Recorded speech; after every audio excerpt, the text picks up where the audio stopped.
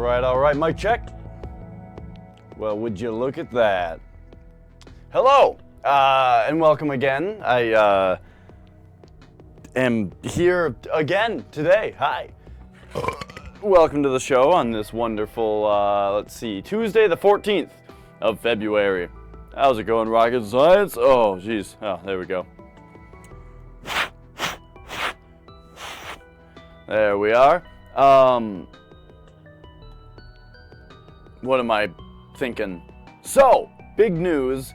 If my calculations are correct, I should sound about 10 times better now. I got a new mic, and the new mic is a lot better. Also, here's a cat on me. Hopefully I don't know how sensitive this cord is as far as like whether it makes noise when I touch it. It seems like it makes noise when I touch the cord because the mic is more sensitive, but who knows. Here we go. I think today I kind of just, well, as we like to jump into stuff, I just want to jump into some more Final Fantasy III here. And yes, there's a cat here. And that is also, that's why I'm a little distracted at the moment, is because I'm trying to handle there being a cat here and kind of get the studio situated to deal with it, which includes moving me over like that and then having this handy. But look at that, this needs to be like this way more. Okay, there we go. That looks better. Okay. And I'm very excited about Final Fantasy III today because I think we're going to get through that dungeon. That dungeon that was a big bummer, but I actually started to like really like it at the end.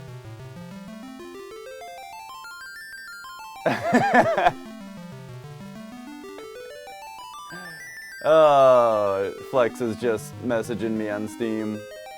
Yeah, so I added some new stuff to the Twitch page, and including a little family section for people. But I didn't put Take on there, even though he's definitely part of the family. One might even say he was the first family member, and but apparently he's also gone by the name Cunthammer McFuckstick.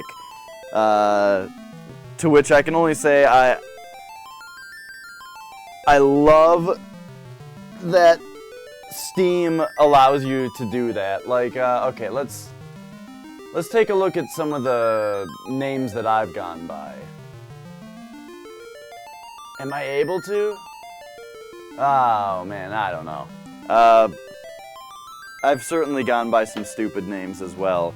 But the reason being that Steam has you make an account name, but then the account name is not what people see. People just see your display name, which you can change at any time to whatever you want, as many times as you want, all the time. And it doesn't matter if two people have the same name, because who cares? So a lot of the time you'll get into a game where people are like, there's like a mini theme of the day for what people's names are. The kinds of things that wouldn't really be funny to explain, we'll just leave it at, the out of context thing. Like how I'm pretty sure one of my old names was something to the effect of Anal Gear Solid 4 Anuses of the Patriots. Sometimes things happen on Steam, particularly in games like Team Fortress 2 and Counter-Strike Go. I haven't played Counter-Strike, I was a Team Fortress guy, but look, shit got a little crazy in Team Fortress sometimes, and because Steam keeps track of your previous aliases, not everything that happens in Team Fortress 2 stays in Team Fortress 2, and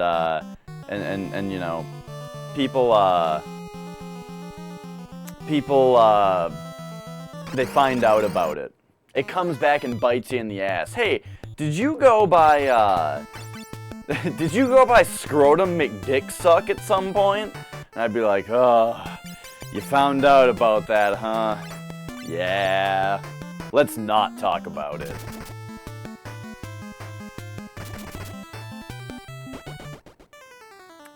take has been Kermit the Shit Blast for a while now.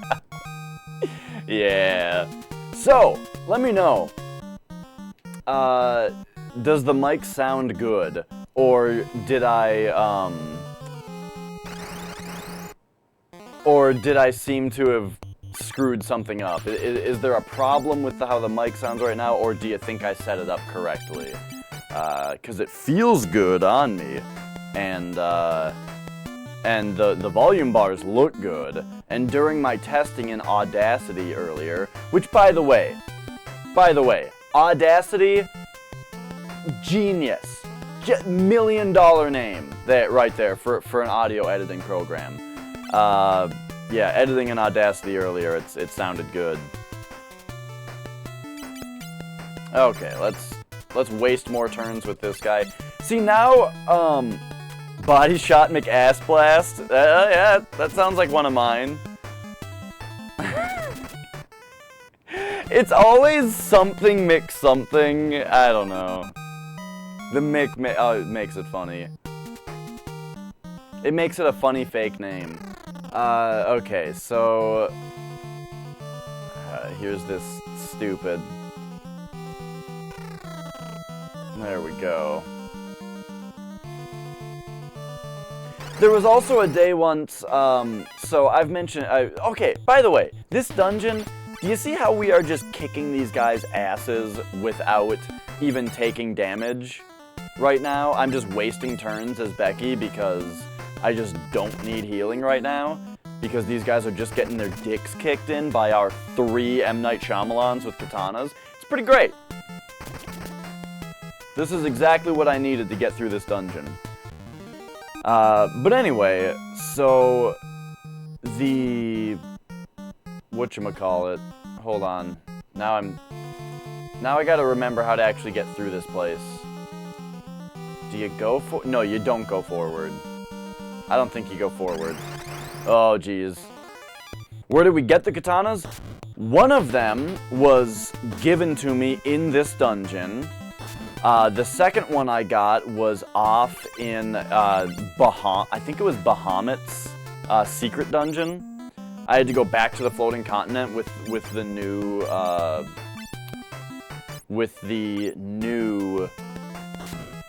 oh geez, here's the thing though, you get fucked up once. Oh no, did I forget the high potions? Anyway, one of them was given to us at the beginning of this dungeon. Another one was found within Bahamut's secret dungeon back on the floating continent. And the third one was deep inside this dungeon. Deep inside this deep dungeon. Oh, alright, magic got off me so I can relax now. My only thing, this mic, it might be a little too heavy. I feel like it's pulling down on my collar. I don't want it to be too far away, but I think it'll be fine. Yeah, Ghost Rider, I'm glad to hear that you're excited to watch me play video games. That's the idea. Let's see here. Oh no, okay, I'm right. I did not buy any high potions. Hopefully we won't need them. Okay, so wait, this was treasure. Damn it, see, I just cannot remember my way through this stupid thing. Yeah, I have 3 Shyamalans. Wait, no, I didn't see your joke. Where is it?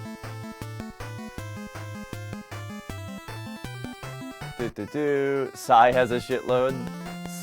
Syria, lay mangled dark elf plush. No, I didn't see your Wings of ZZZ joke. Was it your stream title or something? Oh, hey, Magic. Oh, you're down there, just on your back, huh? Alright. Well, nothing to do as Becky this turn.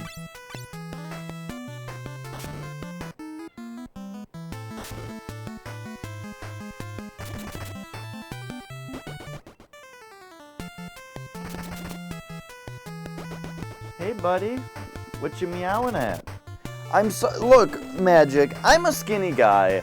I weigh I weigh about 110 pounds now, actually. I finally gained 10 more pounds over the last 10 or so years, apparently. But anyway, magic.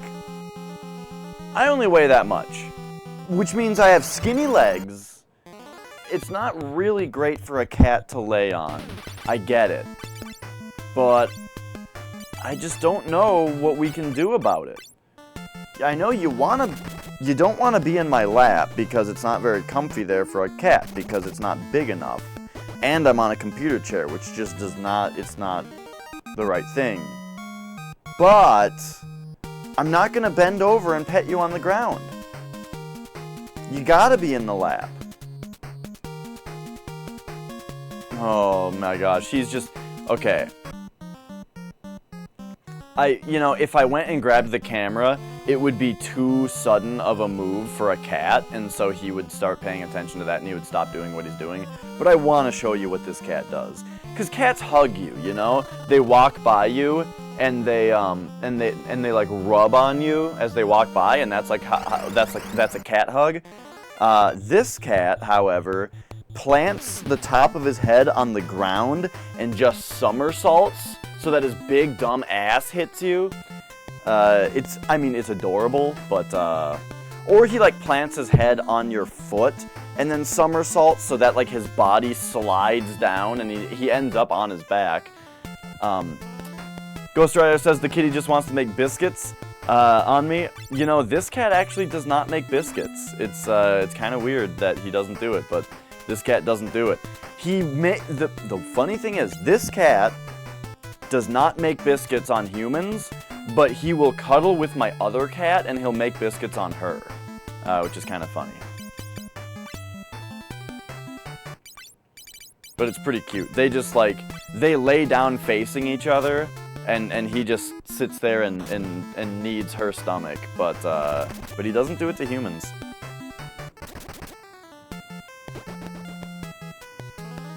She, on the other hand, does make biscuits. And she always does, she puts her mouth up on you when she does it, too. So yeah, my one cat does make biscuits.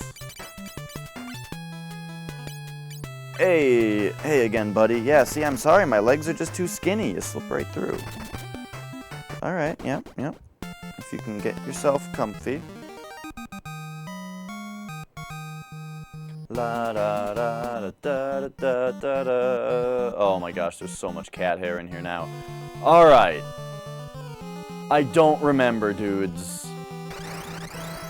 I still cannot remember which paths you take in this stupid dungeon.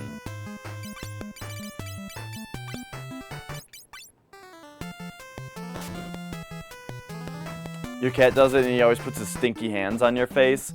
Oh yeah, that's the thing, is that whenever Mia comes up and starts making biscuits, I have to stop and smell her paws and make sure they're not pissy. Because she's always fucking making biscuits with her gross ass piss paws.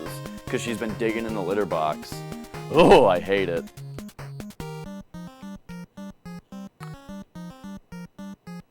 I think we gotta get this.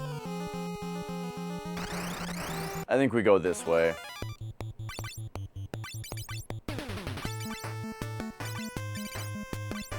Man, he needs a cure too now. Right, exactly, Flex. She makes piss biscuits.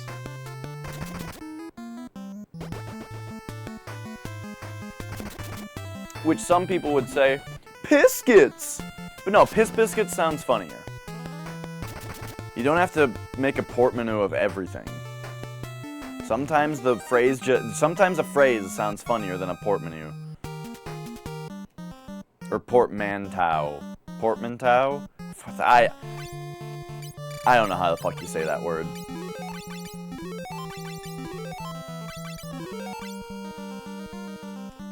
Piz biscuit. Alright, it's like the second one that you go in, or it's the third one? It's one of those two.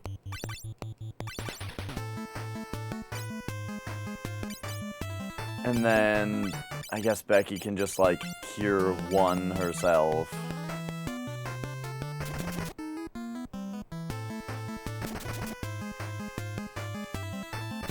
Oh, this is so much better. We can just rock through this place with 3 dudes that can actually take turns. Instead of having to constantly, like, waste turns with people.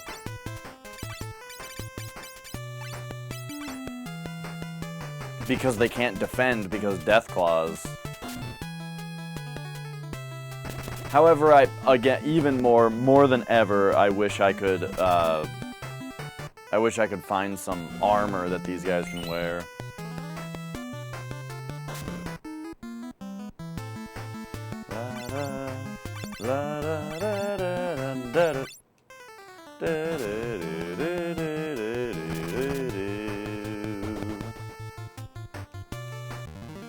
After finishing the Final Fantasy games, will I start the Dragon Quest games? Probably not. I've heard that Dragon Quest is really good, but I am much more interested in playing the old Megami Tenseis and the old Shin Megami Tenseis. That's what I want to do very soon. And also, Final Fantasy will take forever. That's why I'm only promising to do Final Fantasy 1 through 6. And after that, we'll just kind of play it by ear. But we're probably going to play Megami Tensei.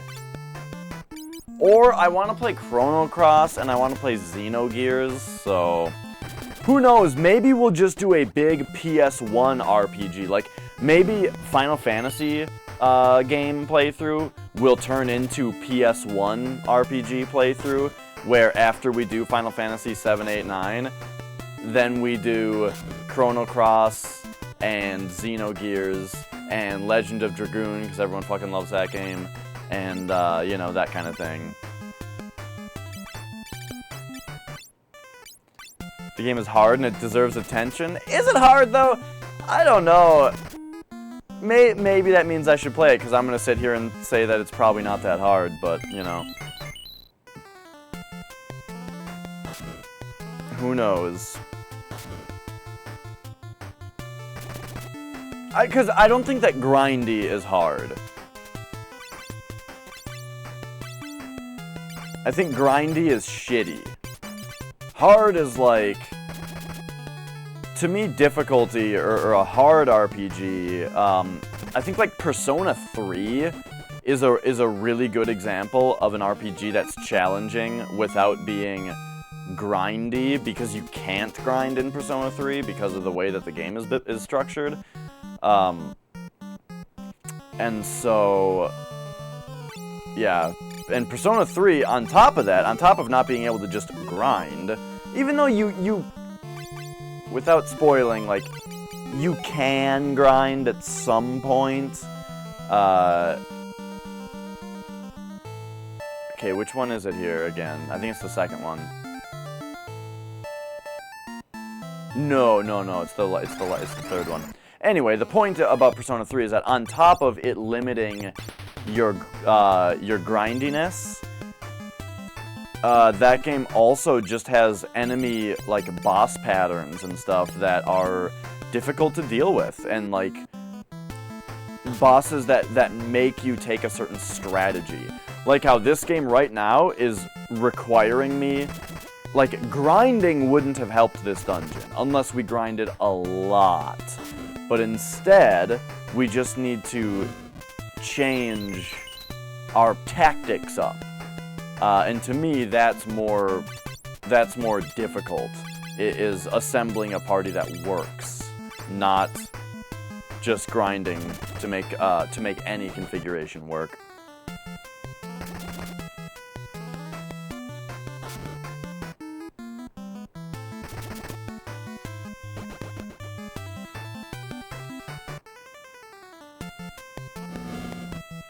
One of the developers says it's the hardest Dragon Quest game. Yeah.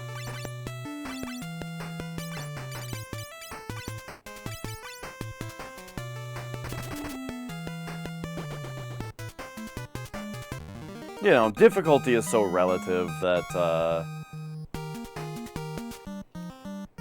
I mean, there are certainly hard games, but I don't know. What I'm getting at, really, ultimately, is that difficulty in RPGs is really hard to gauge. because of the power that you have over, you know, the strength of your party and that kind of stuff.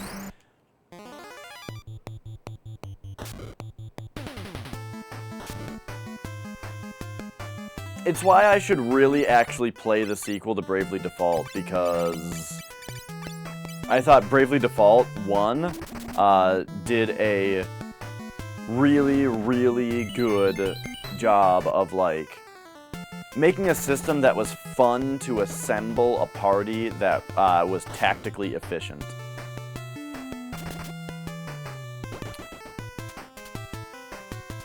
Oh, yeah, I could do that 2 minutes. The reason that it's covering the black spot is because it's supposed to just be the cover art for the game, you know? And so the black spot is down here because I don't want to be covering too much of it. But then having a cat cam is just kind of a special thing, and so whatever. We just threw a cat cam on here. I feel like this cord needs to somehow be fastened to me right here. But it's just that this mic's cord is just a little bit heavier than the old one, and so it just takes a little bit of getting used to.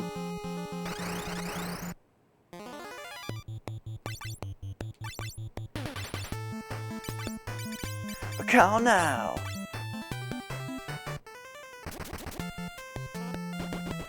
Can you guys hear it when I do this? Alright, hang on. Could you hear that? I hope not. Originally, just to test this mic, I just had it not up my shirt. I didn't have a loop right here, and so it was just like clipped to my shirt, and any little touch on the cable you could hear.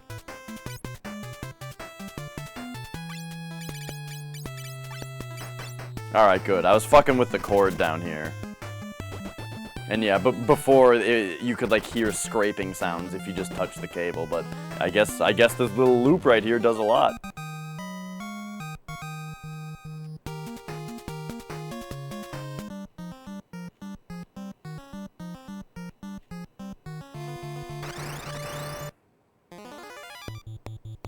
You can't hear it was right there. The Freddy Freaker thing. I don't know, man. I'm just going crazy, man. I am Freddy freaking out. Fuck. These things do so much damage. Fucking Freddy freaking. Also, I'm drinking soda today. I had a calzone. Well, I had half of a calzone because of my diet lately, I now have trouble eating a large amount of solid food, which is probably good. But yeah, like when I ordered, I used to get the large calzones, and I could eat the whole thing if I wanted, but I would just split it in half just to not kill myself. But instead, I got the small calzone, and I could only eat half of it. So I got half for later. What am I doing? I wanted to cure Dash.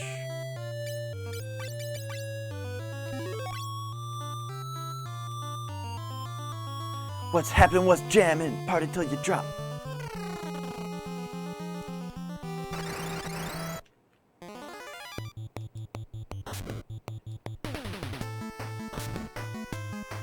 Oh shit. Oh shit. Man, see, they just kicked the shit out of everybody. We got ambushed and they just kicked the fucking shit out of us. God damn! Stop it!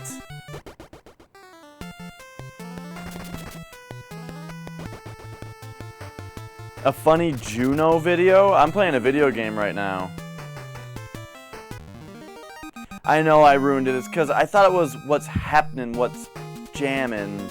But yeah, that's not, the cadence is not correct, and I couldn't actually remember how it goes.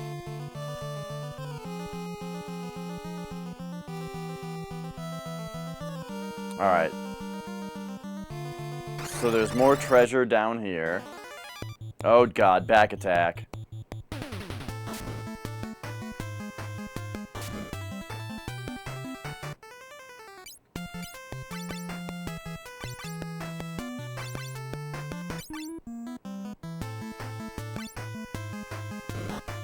Yep, you told me about that, Ghost Rider. Oh, God.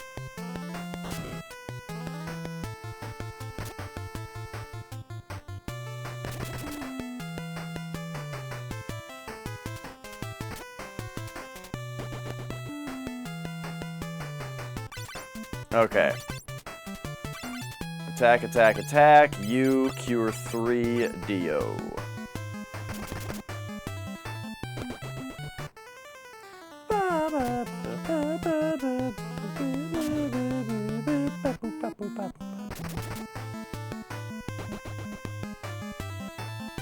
God damn it!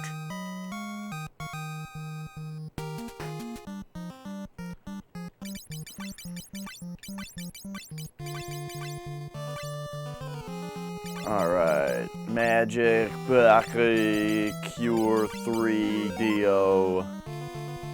And let's like cure 2. Wait. Yeah. Do a couple of those. Alright.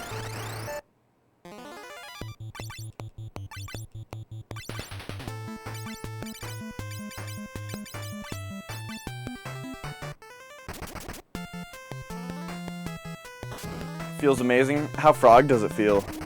Oh no, we gotta stop. I gotta stop saying that before it actually becomes something that I say.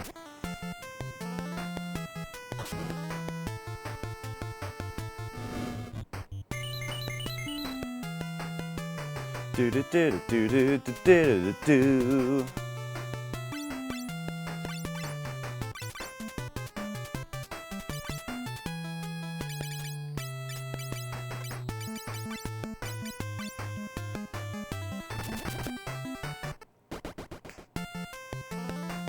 All right, get him.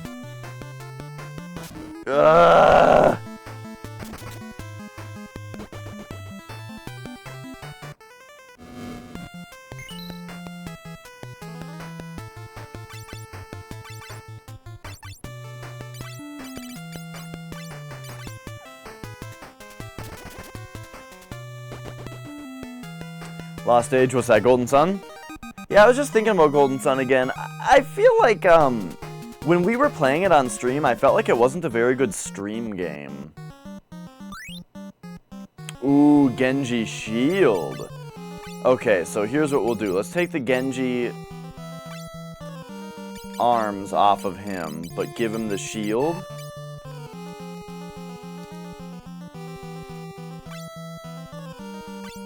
And then we can give the Genji arms to Flex.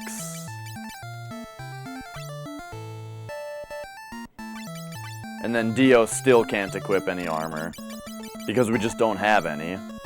But hey, look at that. We just got a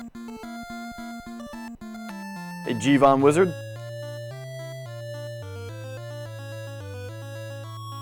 We just got, stuff for, we got another piece of the Genji gear. This place has had 2 katanas, a shield, and Genji armlets. And so I imagine, like, all the Genji stuff will be here. But first we gotta,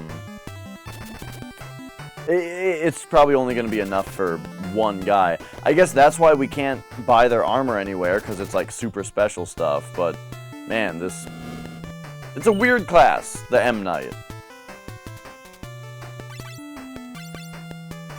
It's a weird class where you just can't buy armor for them anywhere, except that they have it here, but it's all like super special, unique stuff, so you can only have one of them, even though for this dungeon, it seems like it's totally good to have 2 of them.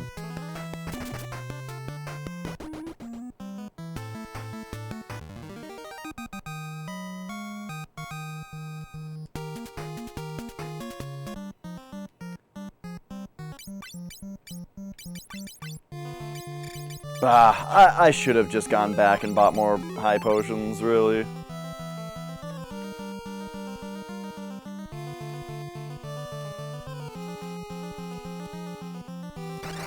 Oh! I got to do the Ivan voice a lot, yeah. My only actual voice.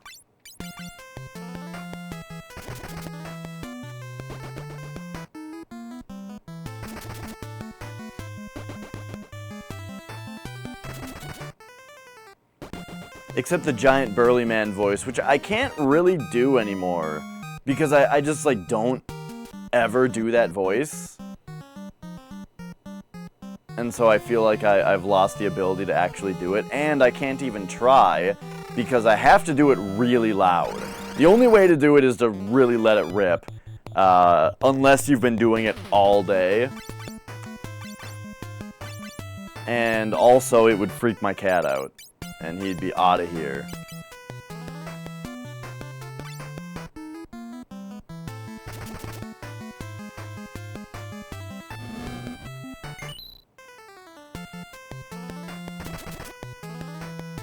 Yeah, I hear you, Ghost Rider. I think RPGs are pretty good to stream in general, but yeah, there was something about Golden Sun that I was that I thought it seemed a little boring, but maybe not.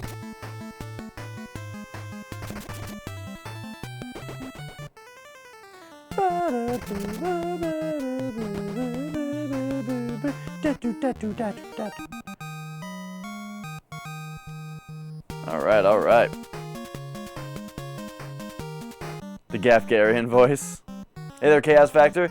Yes, we're back in here, but oh my gosh, it's so much better now. Hey, Genji Helm! Now Dio can have some form of defense on him. Things are looking up! Alright, see you later, wizard.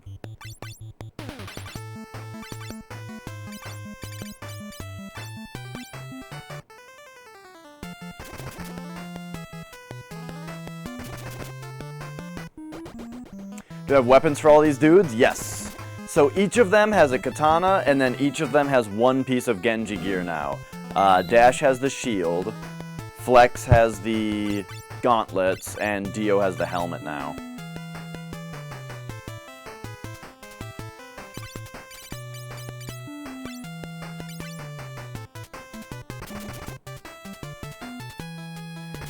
Yeah, I don't remember Golden Sun sounding any different technically from other GBA games, but I remember it having a unique soundtrack at least. It had like a lot of pan flute in it that I thought was really sweet.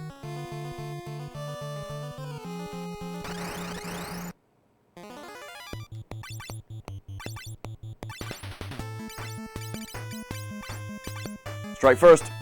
Yeah.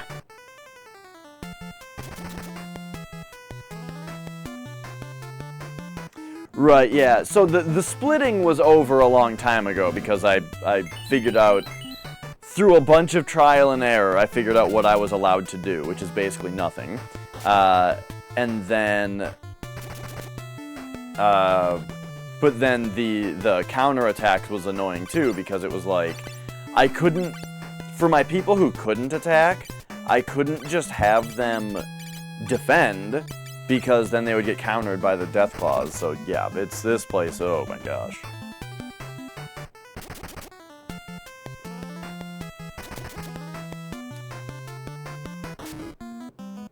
Really, Ghost Rider? I did not know that about the composer of Golden Sun. And that's not the person who did the soundtrack to Demon Souls. Demon Souls was, oh my god, I don't remember. I have the soundtrack on my PC.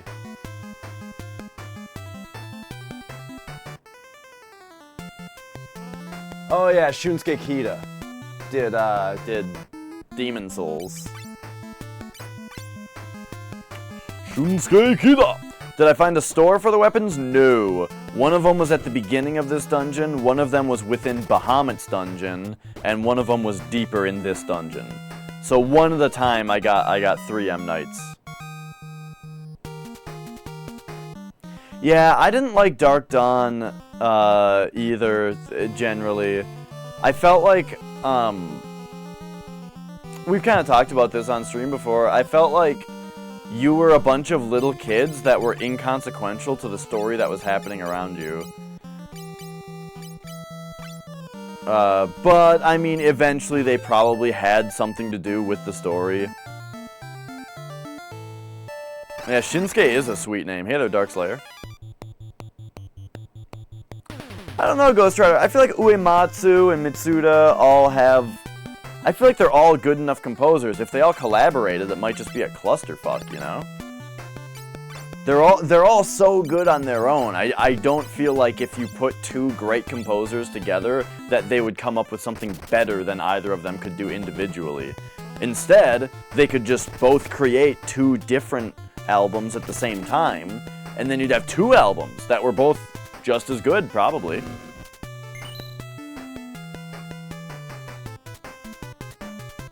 Yeah, it's really cool in the beginning of Dark Dawn how you see like bearded Isaac and Garrett and stuff, and then but then nope, then he had to play as, what was the kid's name? Matthew, I think, is the main character of Dark Dawn.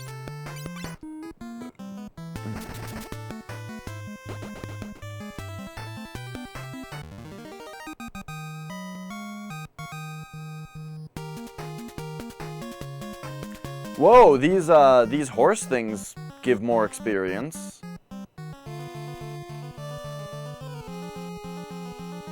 Okay, let's go straight ahead first.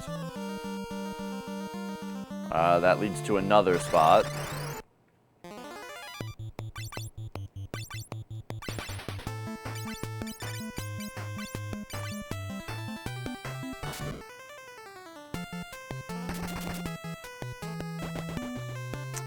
Mitsuda did the original Mario Party. That's funny. Uematsu has been more prog metal lately. That's funny. Yeah, and the Uematsu, like, he's done great, like, sweeping compositions and stuff, and, like, really cool fast-paced metal and that kind of stuff, you know, like the Final Fantasy VII, or like this, you know.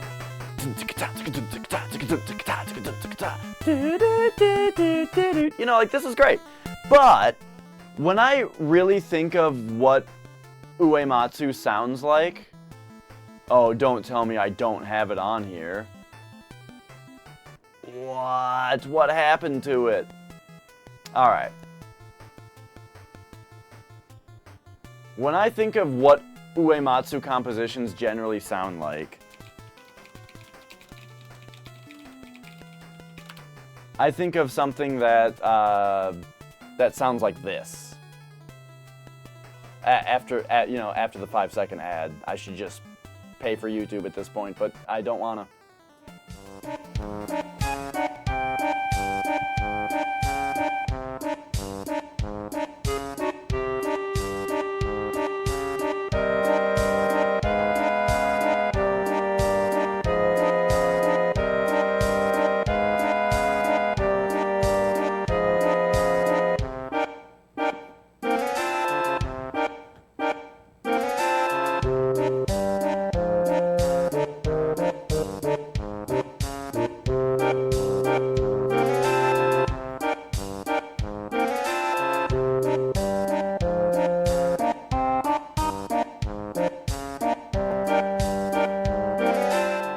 Yeah, so anyway, like, Uematsu to me has always been like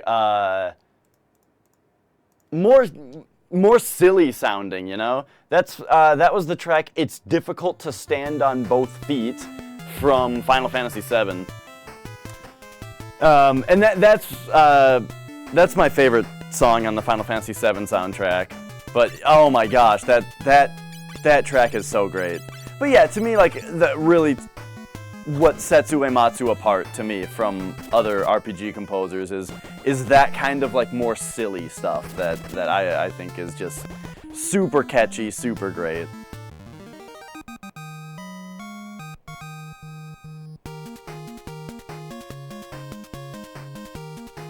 Yep, when you're disguised and you're on the ship. Yeah, the song is called "It's Difficult to Stand on Both Feet," which is a reference to what Red 13 says to you when you talk to him. Which is something very close to "It's difficult to stand on both feet."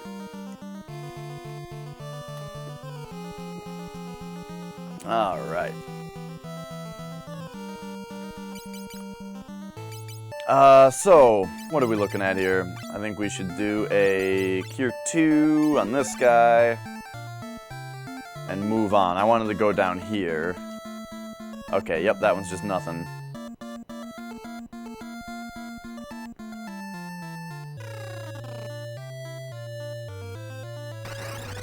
Alright, alright.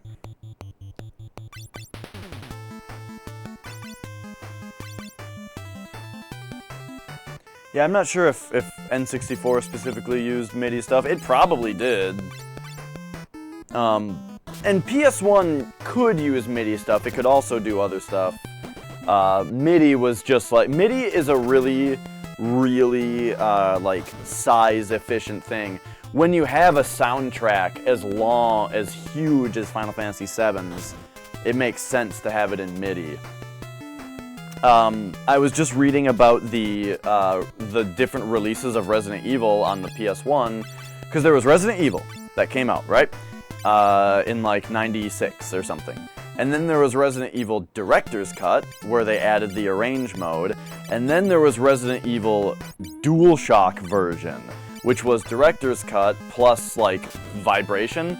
But on DualShock version, they also replaced the soundtrack, and instead of being a MIDI-based soundtrack, it was actual like music tracks. I don't know what file format they used on the PS1. But it was like actually a kind of like a movie score. And I'd be curious to hear the original MIDI soundtrack, because I think the soundtrack that's in Resident Evil is super, super good. I like it a lot. It's got like really weird, silly basement music.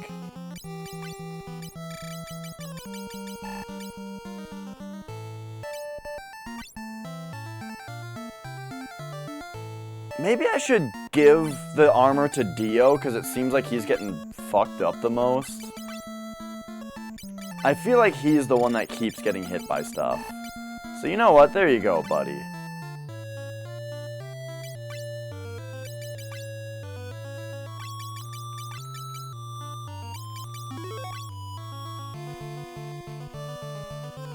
Alright.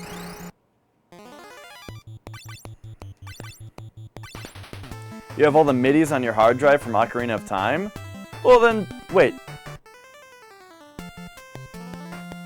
Oh, okay. I thought it was weird that you asked us about N64 using MIDI and then said that you have a bunch of MIDI from N64.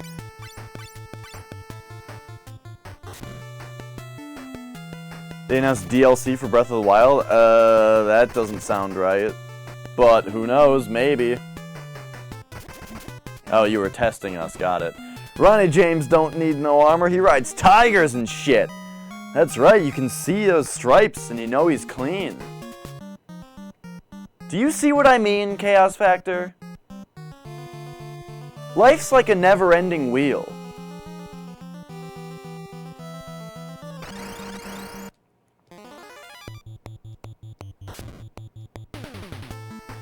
You've been nailed to the wheel.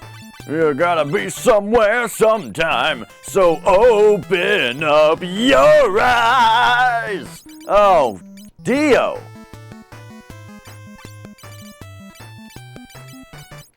Have you guys noticed how much Dio sings about wheels?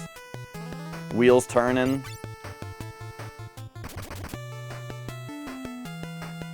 A season pass for Zelda? You gotta be kidding. You gotta be kidding. I feel like that's like a... Is there a video game equivalent of The Onion?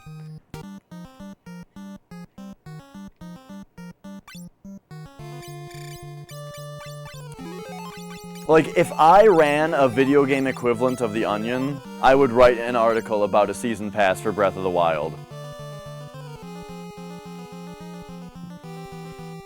But hey, that's how video games work, right? When Binding of Isaac Rebirth came out, Edmund McMillen was joking about all the different microtransactions that would be in the game. And then Let It Die is a game. Oh, whoops, I just attacked his Becky. Okay, this has to kill this other guy or I fucked it up. Good, good, good.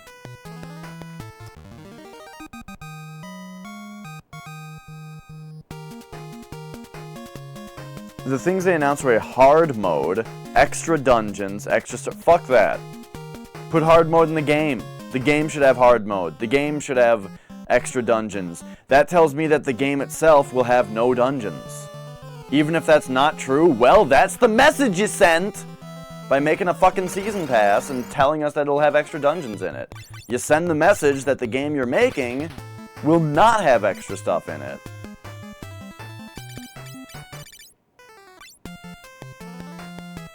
That's extremely disappointing. Oh my god, that's so dumb.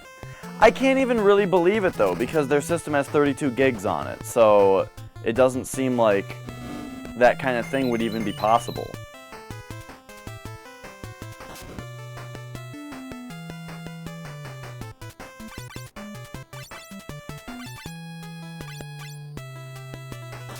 Oh, shit, I did the thing again. I'm so perturbed right now that I can't line up my attacks properly. Oh god, now this thing's gonna split, because I fucked it up. Oh no, that killed it, okay. It seems very unlike Nintendo, right? As if Nintendo is, like, really trying to make it seem like they're a modern video game console, despite the fact that no real Nintendo fan wants them to make what a modern video game console is. Which is why I just hate people in general. Because I'm sure Nintendo gets the message all the time that their games should be more like other systems.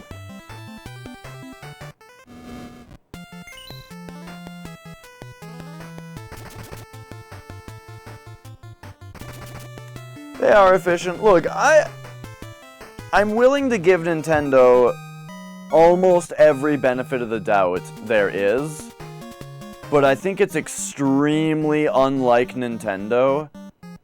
Just like Flex is saying, it's extremely unlike Nintendo to both make DLC for a game, and also to announce it before the game is out is fucked. And doing Season Pass and that kind of stuff, just fucking...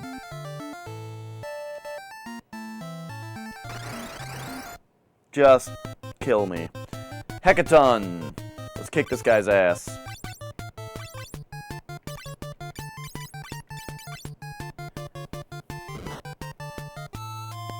Oh, that makes me extremely uncomfortable.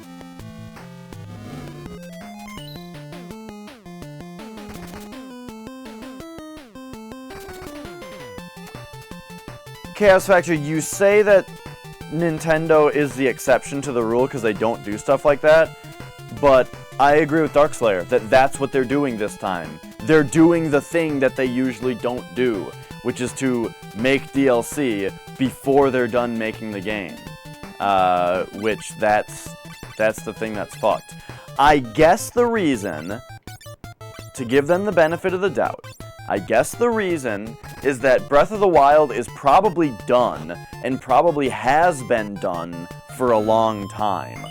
But they want to align the release of it with the Switch. And so, because they want to align the release of it with the Switch, they have, they have extra time, and so they're making new stuff for it. Is my only explanation. God damn it. Dio, I gave you the armor to prevent this stupid shit.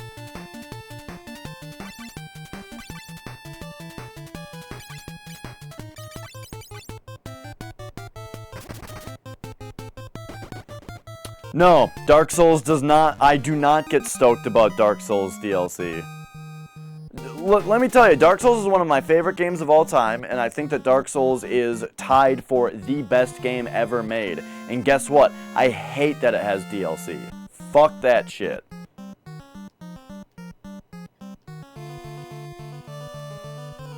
Dark Souls 2 Scholar of the First Sin, awful.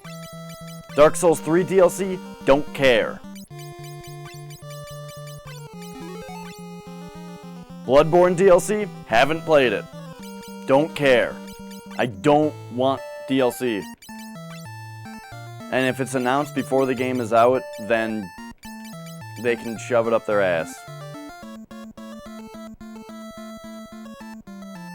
But yeah, that's what I'm saying. I can understand Chaos Factor's point about the fact that the game is done.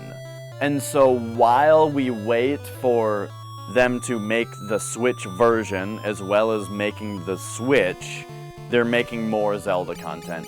Sure, fine. But that doesn't make me not wish that it should just be in the game. You know, like, at the very least, just, I don't want to hear about it yet. Alright, we did the dungeon!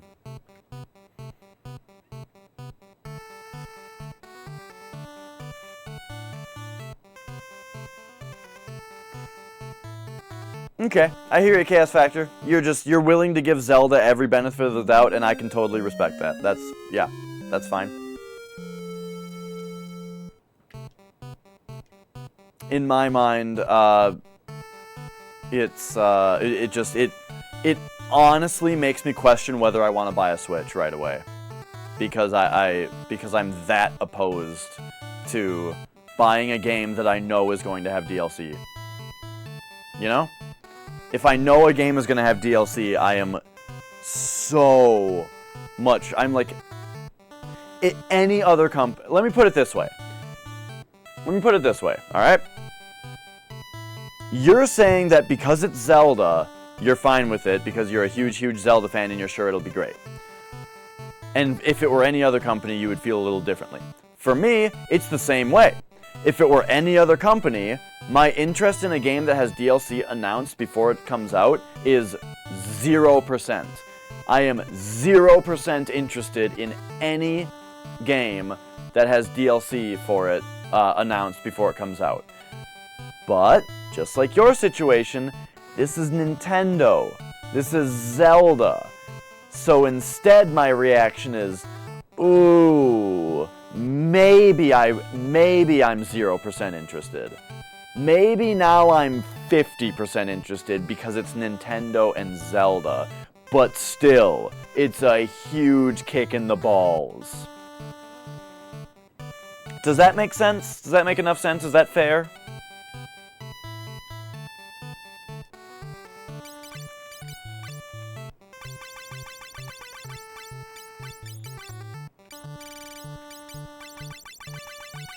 Alright.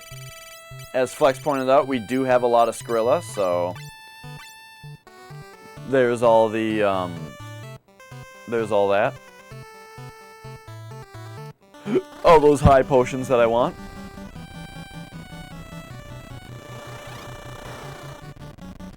I wouldn't call it an insult, Darkslayer. I think that makes, I don't like saying that things are insulting because... I don't know, whiny babies talk about being insulted all the time, and that's not how I feel. But I get it. Okay, so I guess maybe we'll have Dio stay as an M Knight, because he's the one that I wasn't super impressed by him being a black mage.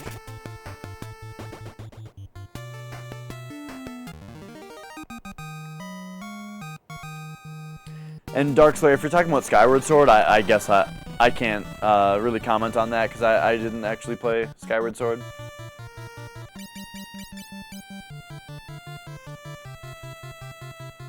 What am I doing? I wonder what kind of magic he can cast. Is it white magic? Let's find out. Whoa, whoa, whoa. What if we swap?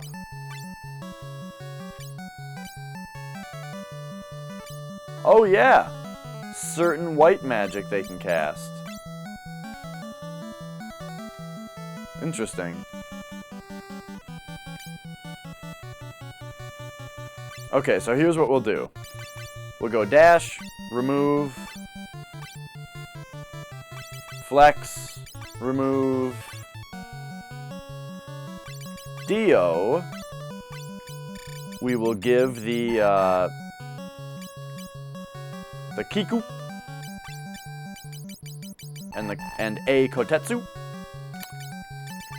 and the other piece of Genji mail, Genji gear. Wait a minute, where is it?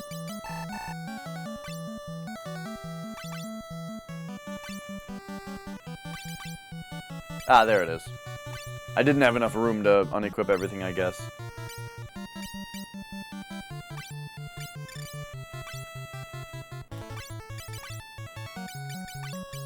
Okay. There we go, that looks pretty sweet.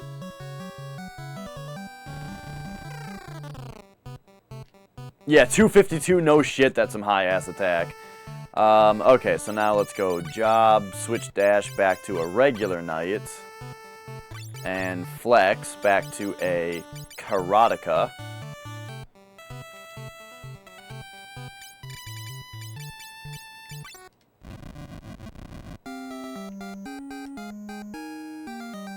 And then, do we have anything to give him? Let's see, black robe, probably.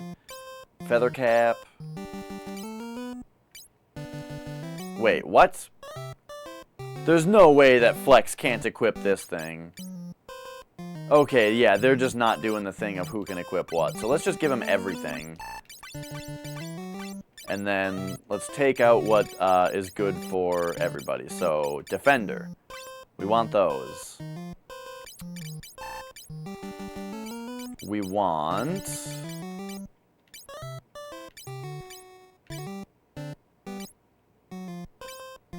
She already has a scholar cap on, right? Probably. Chakra.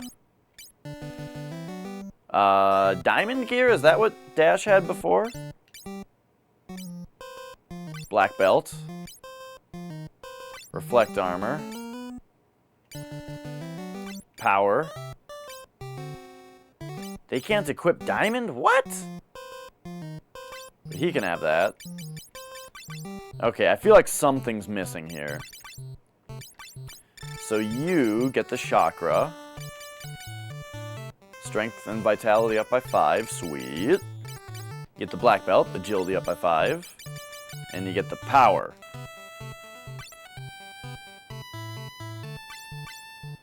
We will be playing Skyward Sword on stream if that's the question. Man, we just gotta get through fucking boring ass Ocarina of Boring before we can play more Zelda.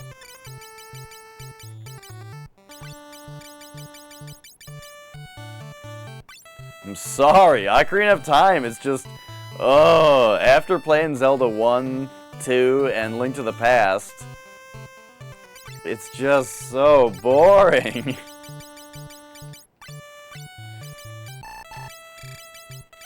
Alright, maybe I shouldn't have sold that reflective armor, but whatever.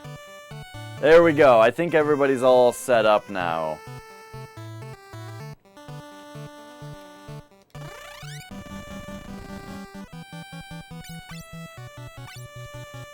Yeah.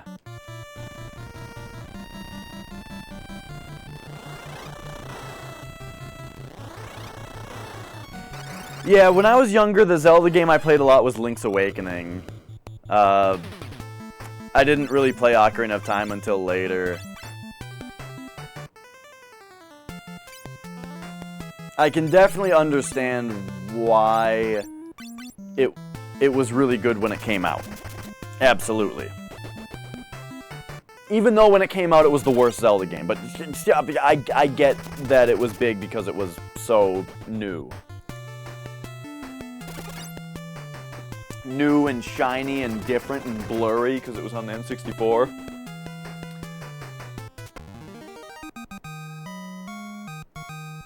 You gotta be able to shit talk. You know, you gotta... What is it, Magic? You wanna leave? These better be I wanna leave meows. Oh, sorry, I stepped on your tail. You had it right under me. There you go, buddy. See you later. Alright. Ugh. You know, it's funny too.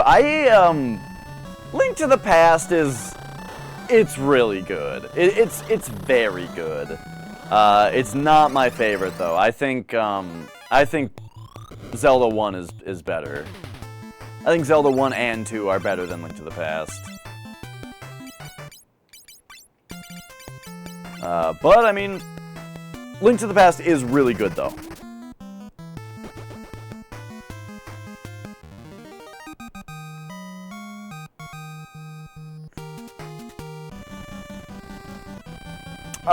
That I agree with Chaos Factor, yes.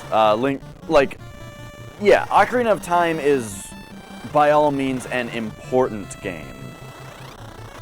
Like, when you talk about the quality of old games, I feel like there's two halves to it. You gotta talk about, like, let's talk about the best games of all time, you know? The things you have to consider are, how good were they when they came out, and how good are they now? You know, I think that those are both equally important things. Because the best games of all time are both, you know, the best games when they came out and hold up and are still some of the most fun games to play today. Such as Half-Life, you know? A game like Half-Life that was so amazing when it came out and was so important and so revolutionary, but you play it today and it's still awesome, you know? It's still just way, way better than other games of its kind and all that, you know? Mario 64 would be a contender for best game of all time? Absolutely it would be, Darkslayer, yes. When Mario 64 came out, holy shit, you know, it blew people's fucking brains out of their domes. And you play it today, and it's still just, oh, it holds up so well today. So much better than Ocarina of Time. It holds up so well, Mario 64 does.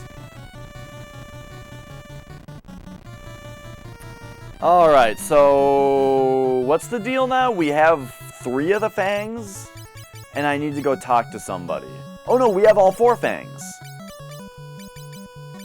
Okay, I thought I was supposed to talk to somebody after I got all 4 fangs.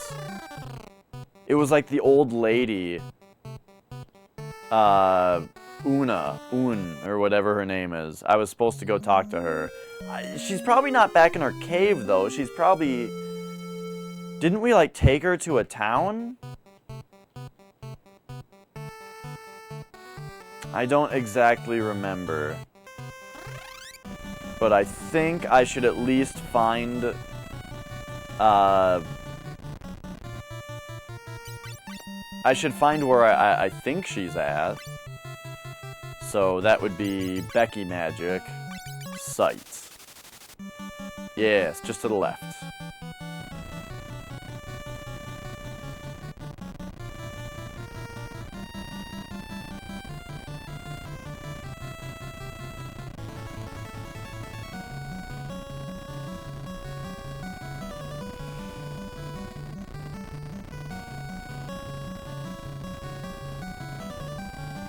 Okay, so there's one of the caves, so now there's...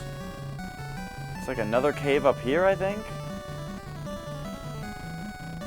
Is what the deal with this place is?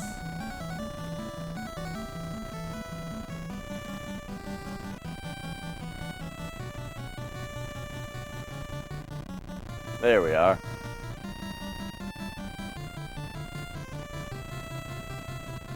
Oh yeah, the map. Oh my god, the Final Fantasy II map was so bad. However, so the Final Fantasy II map lagged when you tried to rotate it. Oh wait, this isn't where Un is. I keep forgetting that. The Final Fantasy II map was really slow to move around. In this game, you can't move the map. So that's the big difference. Is Final Fantasy 1 had a map that showed the entire map, and so it didn't need to move. Final Fantasy 2 had that weird globe, and when you moved it, it was super, super, super slow. And you had to move it because you couldn't see the whole map. This game has a map that doesn't show the whole map, and you can't move it. So you have to use the sight spell over and over again in different places in order to be able to see everywhere. So it's a little annoying in this game too. Also in this game there isn't just a button to open the map, it's a spell. Or it's an item you can use called Midge Bread.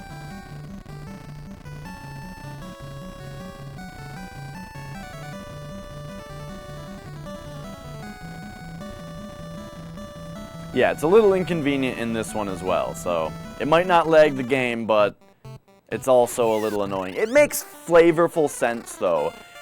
She casts a spell, Becky, that allows us to see the greater area around us, but not the whole world. And I think that makes enough sense.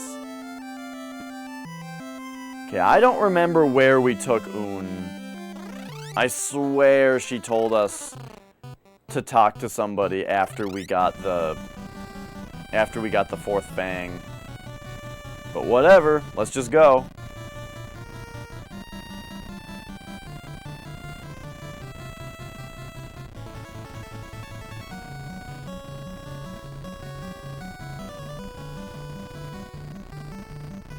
Alright, I think this is the place that we're going.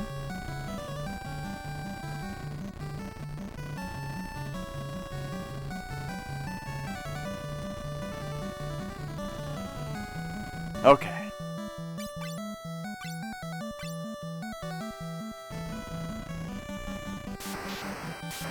Oh. We've got the fang, yo. Oh, I see. We gotta walk. Yeah. Yeah. Yeah. Ooh, yeah. Okay, so we walked through them now. Now we gotta... Oops! I pressed left and it went left 2 squares. Like...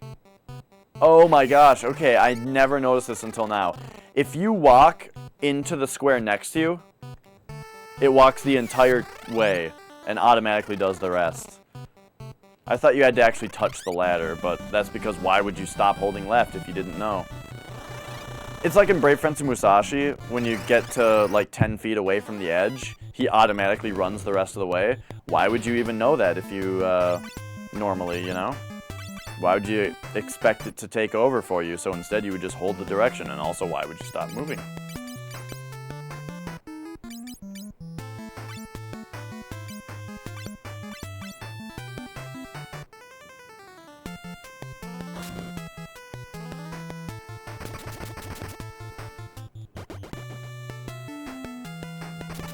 La da da da da da da da da da.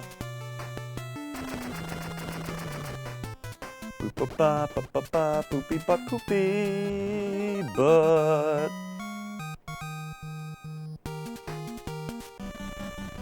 All right, so what new adventure awaits us? I hope I don't regret not having a Black Mage now. But I think we'll be fine.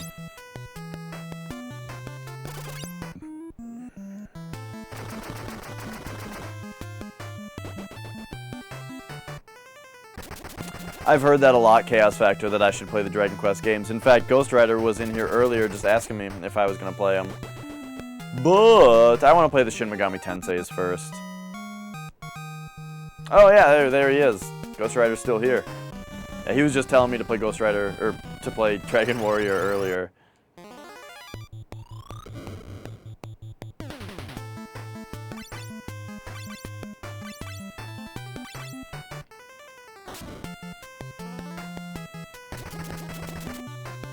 And then, Chaos, do you watch Dying Camel? Because he has played the first, like, 4-ish Dragon Quest games, I think. He might have played... Actually, I think he's played all the Dragon Quests up until, like, the DS ones. And he's played all the old Final Fantasies. And, like, 1 through 8, I think he's played. And, now he just played, he just played the first 2 Megami Tenseis, and now I believe we'll be starting Shin Megami Tensei pretty soon. There's a link to his channel down in our family section. He's Camel's one of my favorite streamers. Yeah, definitely should check him out if you like old RPGs. He plays a bit of everything, but he plays a lot of old RPGs also. Like that's kind of his like favorite thing, I think.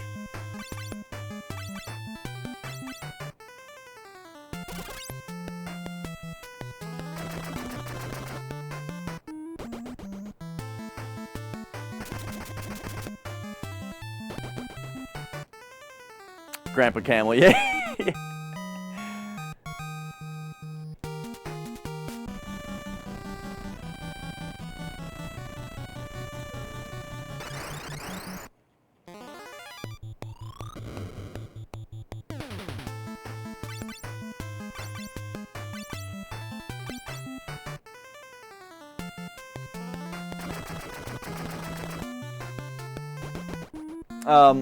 I forgot how old Camel actually is. I want to say he's like a couple years older than me. I think he's younger than Flex is the thing. But everyone acts like he's an old man.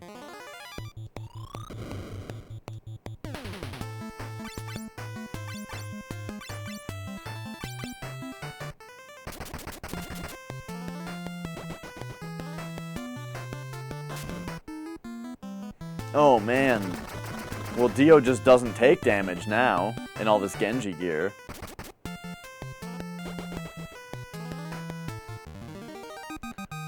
Hey Ghost, have you ever listened to the band Ghost?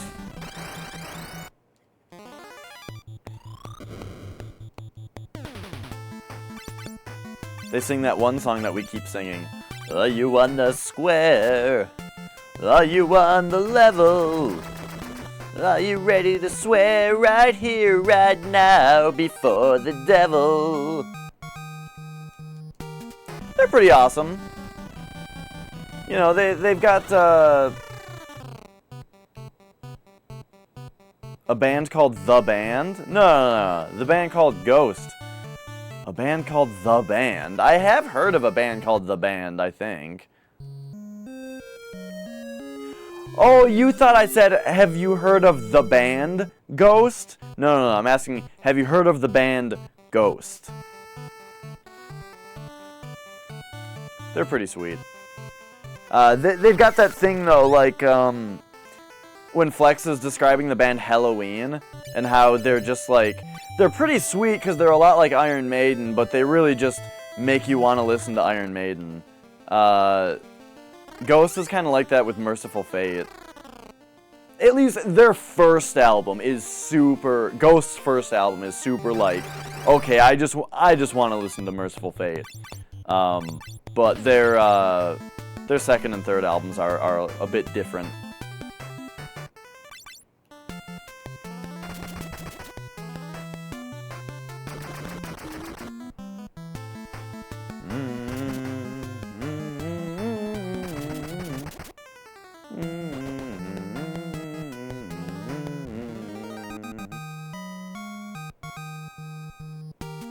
Golden Sun Lost Age? Nice.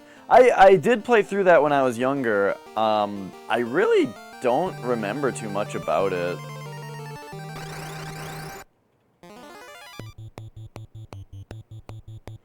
Went over to give a follow and you know one of his mods? Oh, nice. Yeah, we're all, Wait, these guys aren't gonna split, are they?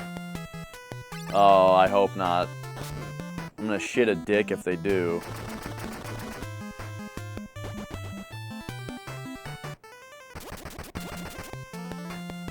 Nice.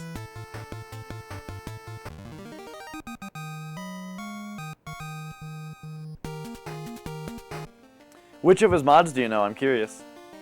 Because I'm in his channel all the time.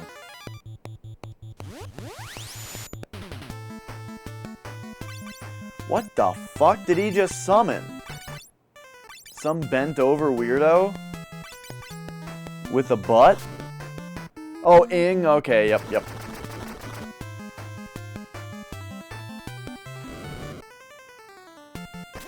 Oh my god, what a dumb spell.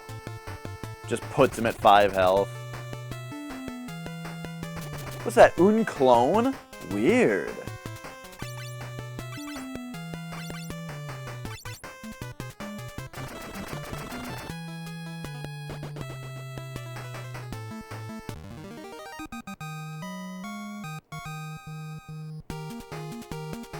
Copy of Lost Age isn't a bootleg. That's good. Game Boy Advance games, I mean, it's probably just because when I worked at GameStop, you know, Game Boy Advance was... When I first started working there, Game Boy Advance was still relevant. But there were a lot of... Game Boy Advance had, like... the Pokemon games especially, we got a lot of bootlegs of... attempted bootlegs. I caught them. Sometimes people didn't.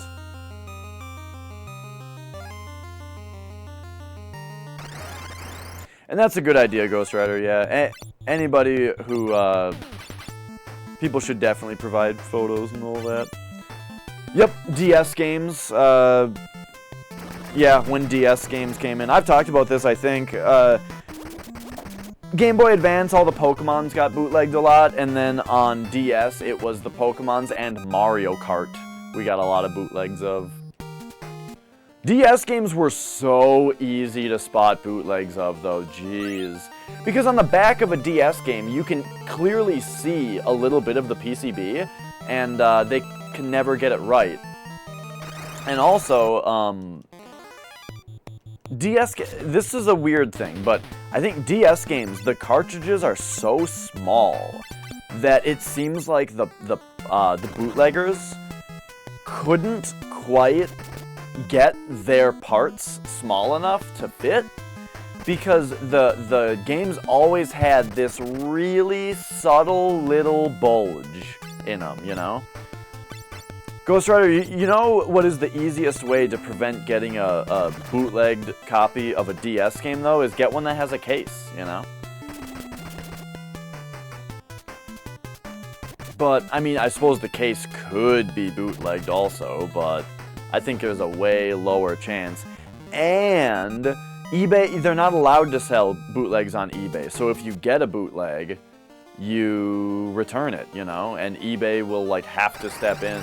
If they give you any trouble, eBay, like, has to do it because it's illegal for people to sell those.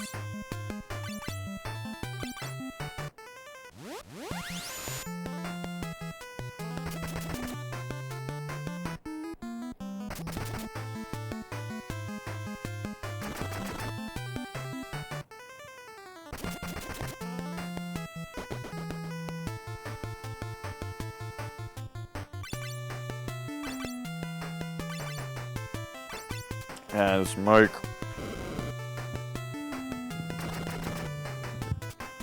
I'm self-conscious about the way that it turns.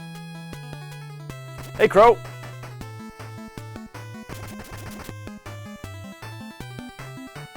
Yeah, that's what I'm talking about, Ghost Rider. I mean, those ones, I'd say, are very unlikely to be bootlegs.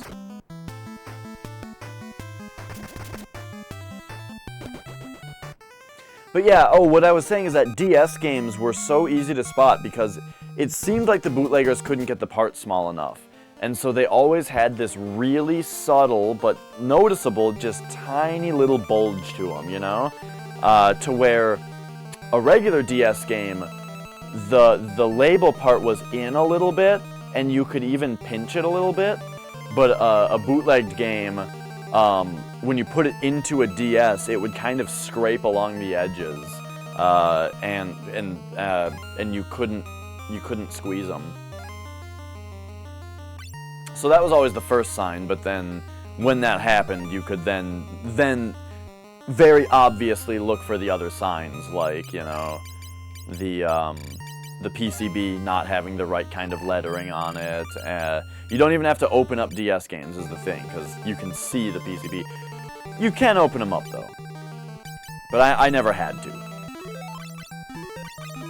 But man, so many fucking morons at GameStops did not know how to look for that stuff. And I helped open up a store in Minneapolis. I was like part of the people setting up the store, and I worked there when the store opened. And it was a nightmare because all of the 59, all of the stuff that we got was from other stores, you know? We couldn't just, no, I never got ripped off myself. You couldn't just open a store with no product in it, so all of the product had to come from other stores, right? They just shipped us a store's worth of stuff to stock the store with. And we got like 16 copies of Mario Kart, and like 11 of them were fake, and I was just fucking pissed. And I emailed GameStop about it, the corporate, like, you know, like the inventory control, and told them that they gave us all these fake games, and they basically didn't want to do anything about it. And basically it seemed like, you know, they just didn't even really believe me that they were fake. So, yeah, GameStop doesn't give a shit. So, you know.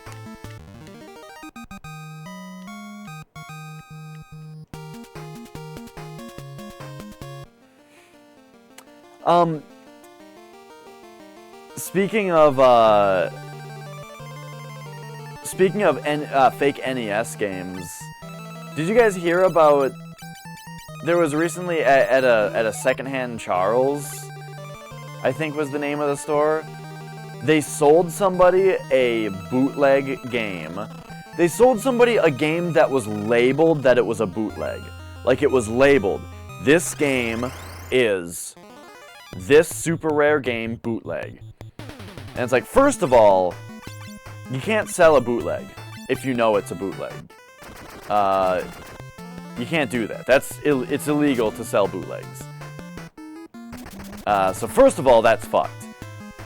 But then a collector bought it because they were so curious about this fact that, like, this shop is selling a bootleg game that's fucked, and so I'm gonna buy it.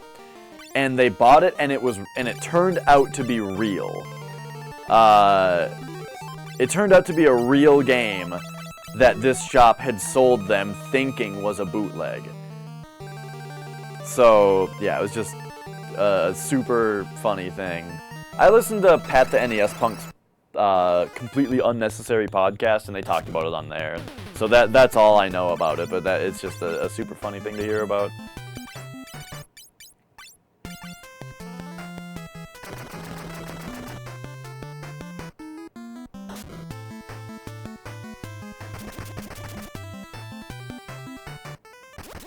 Selling repros is legal. I think it's against, like, isn't it against, like, eBay? I think you're not allowed to sell repros on eBay. I think. But it's not illegal, I don't think. No, it's definitely not illegal. Because a bootleg sort of well, yeah, I don't know if I'm using the exact right terminology, but it's definitely not legal to reproduce something and then sell it as the game, or sell it as not a repro.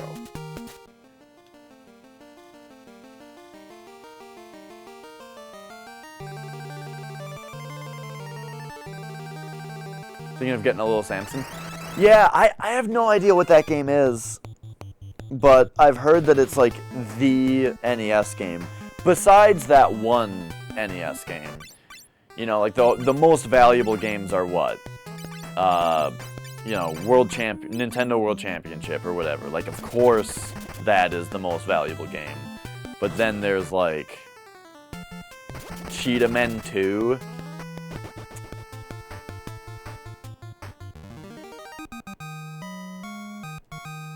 and Little Samson. And then, what is there, like that Flintstones game or something? Alright, 63. 71.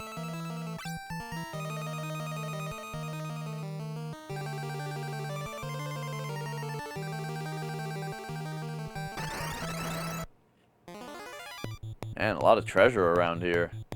Thanatos.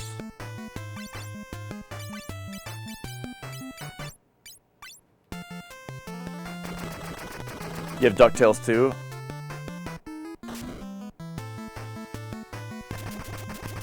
Right, yeah, that's a good way to put it. Little Samson is the most valuable mass-produced game. Yep.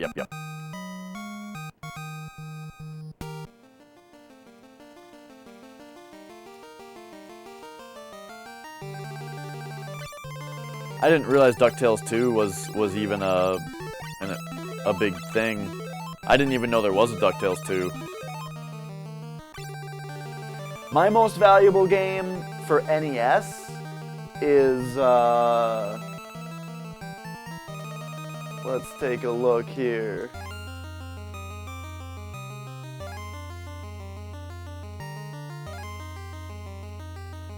I honestly have no idea. Like, all my games are in, like, my more expensive games, because I don't really collect. I just buy the games that I want to play. So the games that I had to spend the most on were, like, probably Super C, I think, is my most valuable game. Well, yeah, like Final Fantasy 1, Super C, Castlevania 1 and 3, Metroid. I don't know if any of those are at all even applicable, though. But my most valuable game, in general, is probably my collector's edition of Demon's Souls.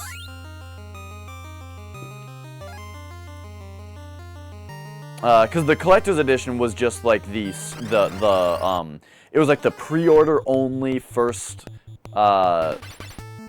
batch of games. I'm pretty sure the collector's edition of Demon's Souls you could only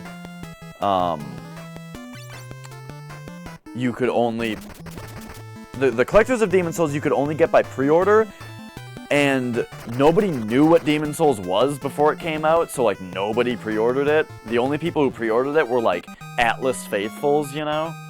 And I didn't even know it was a game until it came out. And then I have Chrono Trigger also. Like, I have just the cartridge of Chrono Trigger. And that's right here.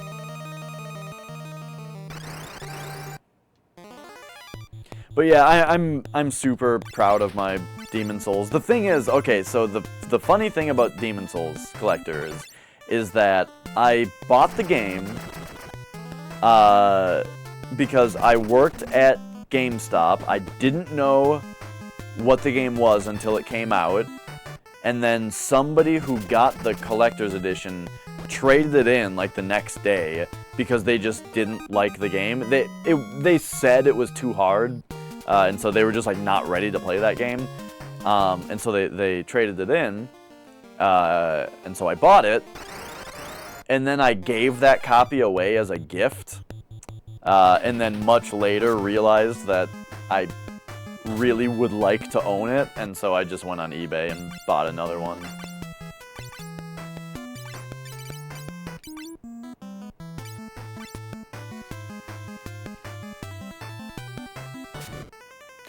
Oh no, I know what a game that's just that valuable is. I always forget that this game is even valuable because I got it for like... I got this game for like $15. Boom. Oh, in the light? Yeah. I got this game for like $15 when I was a kid because it wasn't rare yet. I guess that game's like $100. I guess Conker's Bad Fur Day is like $100 now. But yeah, I've had that game my whole life. I mean, I got it when I was like 14.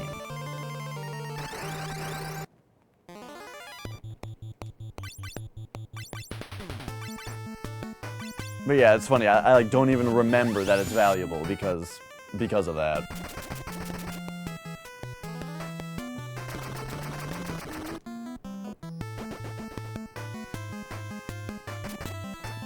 Oh, it is an awesome game. It was my, believe you me, I know how great Conker's Bad Fur Day is.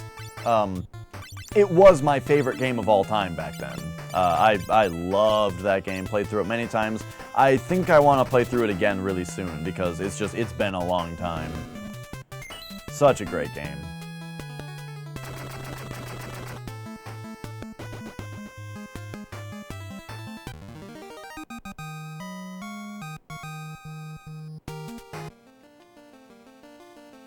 Oop.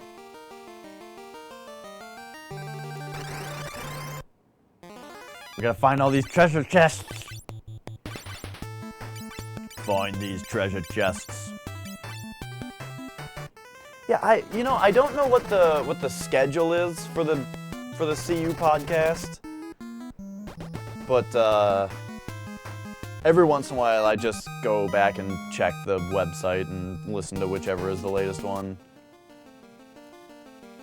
Wish they would have made a sequel. I don't. But that's me. I don't like sequels. Here I am playing Final Fantasy, saying I don't like sequels. Final Fantasy is different, though. If a sequel comes out and it's great, great. All right, I'm not against sequels as a whole. If a sequel comes out and it's great, that's great. But I super don't get pumped up at the idea of a sequel for a game coming out.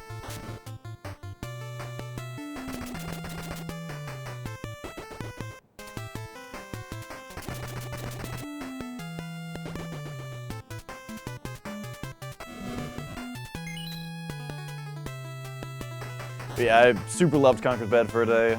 I thought they did such a good job of, like, changing up the game so much, you know, like it goes in such wild directions between not only the gameplay but also the story and just like the crazy turns that the story takes. Not even necessarily like, it's not even plot twists. It's just like, oh, now this is the story, or now this is happening in our quest to go home and go to bed. So that part of it is really funny, but then because of that also, like, the gameplay stays really interesting, and yeah. Also, like, technically, the game has super good graphics. The way, like,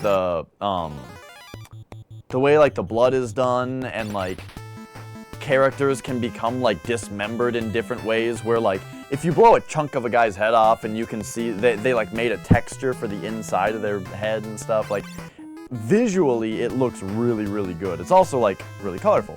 And in general, I just think it looks really great.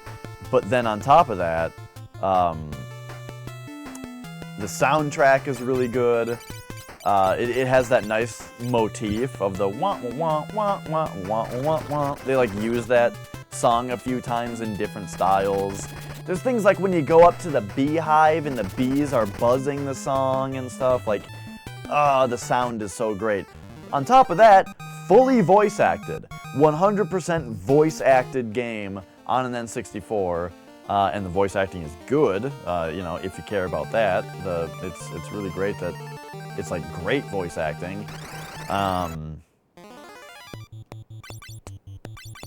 then, yeah, I don't know. That's it.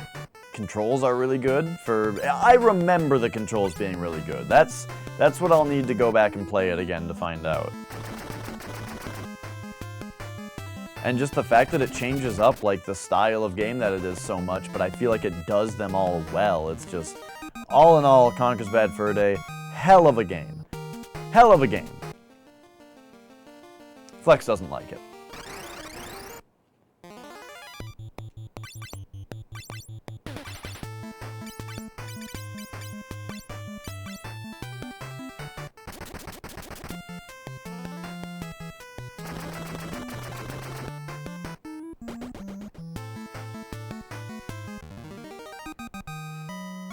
I'm gonna sting your butt.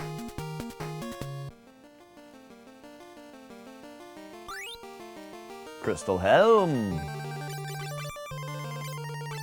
71. 75.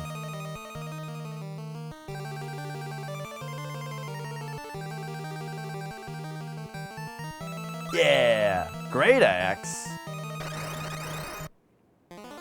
I don't think anyone can use that.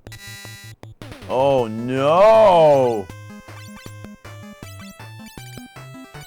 Get him SAWTF soft. I mean SAWFT.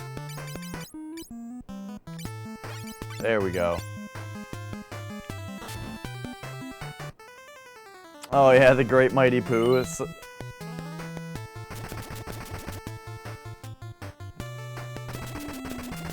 I am the Great Mighty Pooh, and I'm going to throw my shit at you. A huge supply of tish come from my chocolate starfish. How about some scat, you little twat? Break Sword Ultimate? Whoa!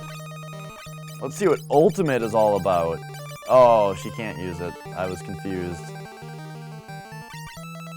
Shit, dude, we're getting 236. I didn't realize his attack was so high. 261. Now I'm really getting rather mad. You're like a niggly tiggly shitty little tag nut. When I've knocked you out with all my bab, I'm going to take your head and ram it up my butt. Your butt. My butt. Your butt. That's right, my butt. My butt. My butt. Oh man, the soundtrack in that game.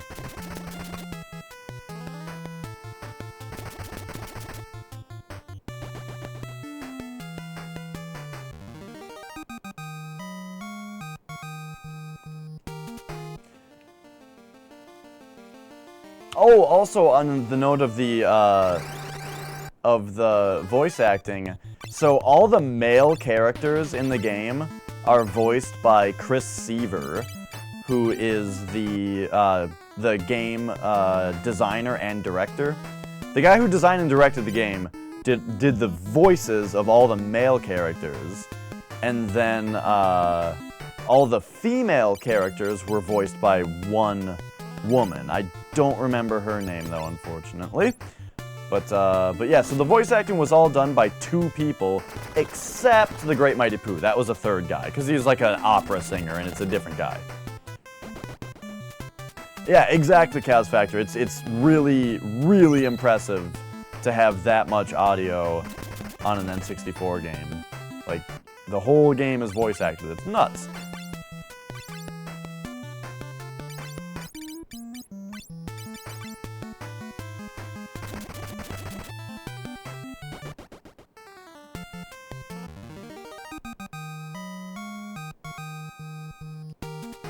I played the multiplayer against bots a lot too. Like when I was younger, I spent a lot of time just playing just the regular deathmatch mode was really fun. But then also my friends and I really enjoyed the why did the behemoth fight have to be a back attack? My friends and I really liked the heist mode also.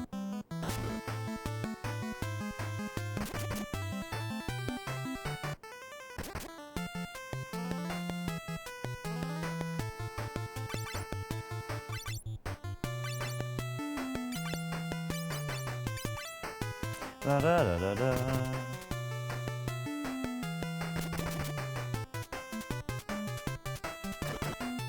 Oh shit, the break sword is powerful and it petrifies.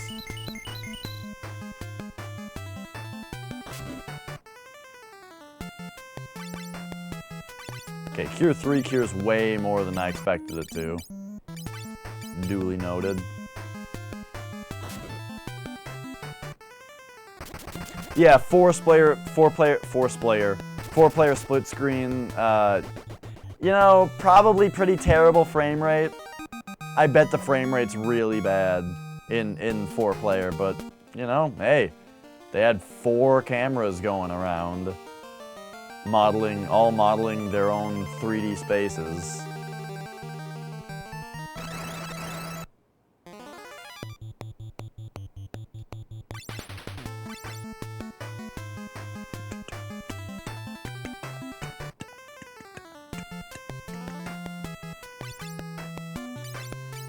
What am I doing? What? Q2. Him.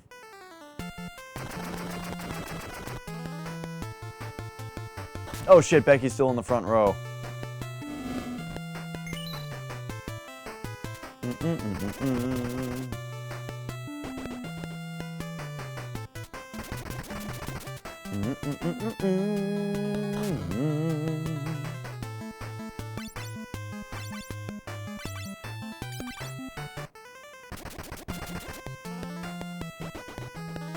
Yeah, I really liked how the multiplayer of that game was just so different from everything, too. Like, that's a game that if you test, like, if it was a single-player game, I wouldn't be able to imagine what the multiplayer even would be, you know?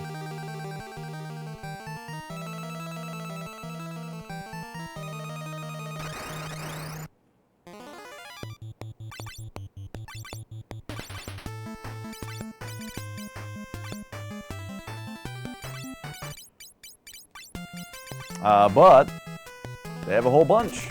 GoldenEye wins with N64 multiplayer. I never liked GoldenEye.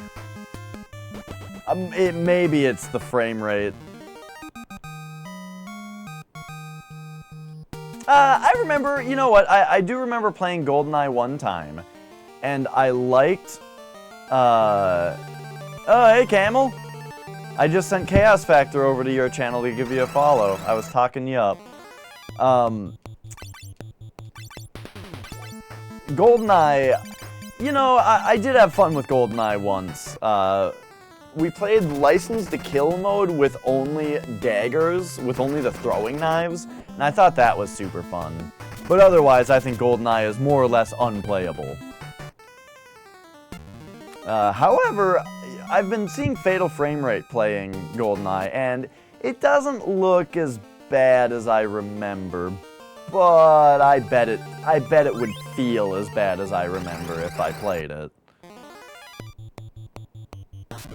You chose Bastion? Oh, I fucking hated Bastion. God, that game, I could not stand it. The kid went to go fuck himself. Oh my god. Like, okay, so here's, I have a specific problem with, I have a specific problem with Bastion.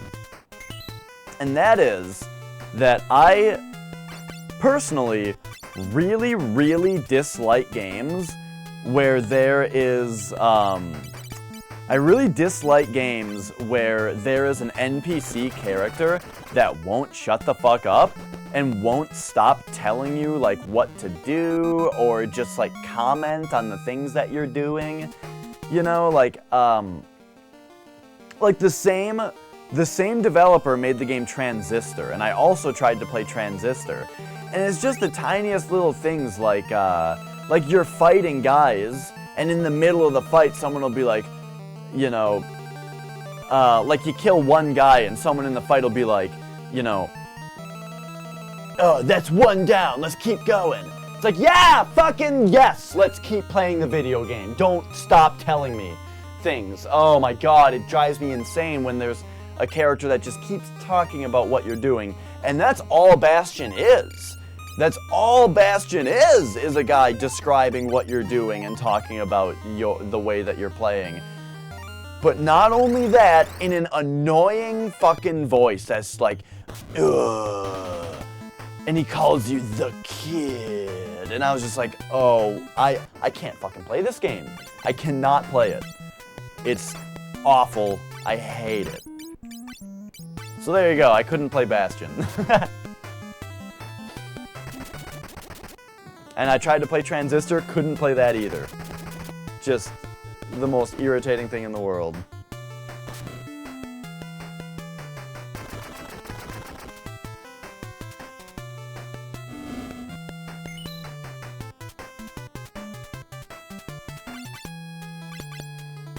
My own version of hell. It really is in a video game sense. It's like, alright, what is like my least favorite, most annoying thing in a video game that instantly pisses me off? Let's make a video game based on that. Is like exactly exactly that. The Stanley Parable. I played Stanley Parable and I enjoyed that game for an hour. And then I was done with it. You know, I enjoyed Stanley Parable, but not for a long time. That one didn't bother me.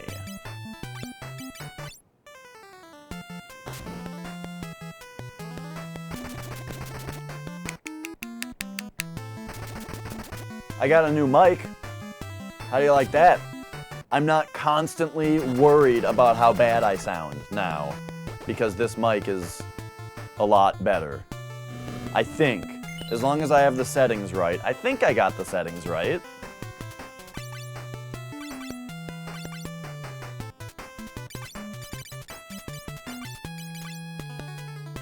Man, Dio still has to fucking get healed all the time. What is the deal with him?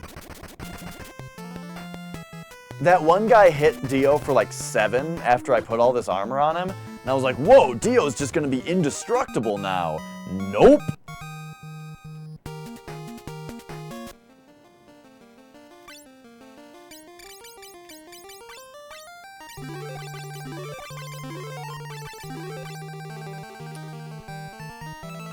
What was that other game I didn't like? Thomas Was Alone.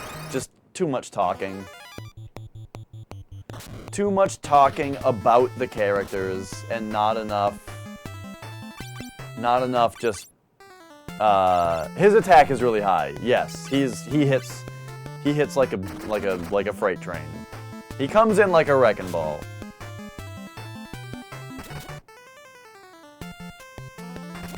Well, it's not necessarily a trade-off with these guys. I think, whoa, that was weird.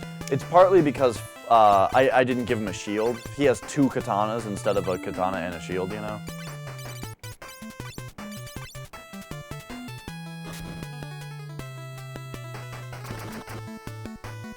Yeah, that's pretty much it, Crow.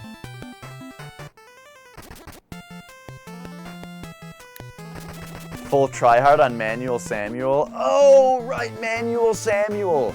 I think I saw you playing part of that game, and it reminded me of Octodad, what I saw of it.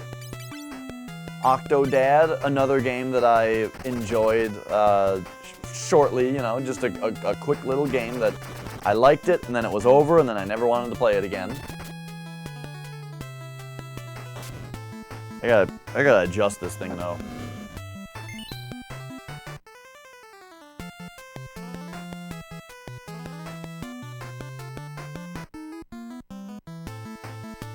I feel like for this mic, I need to like devise some kind of clip to give it slack, because the cord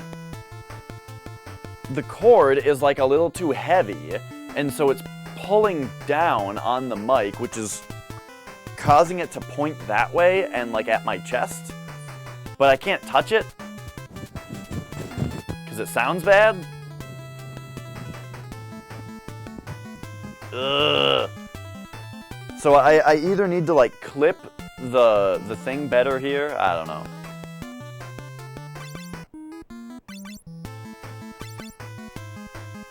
Micromanaging? Okay.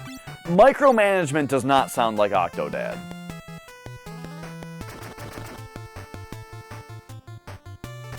Octodad is a game that's like, let's make a game with purposefully, hilariously bad controls, and then make you do mundane tasks with it. And it's great. Like it's very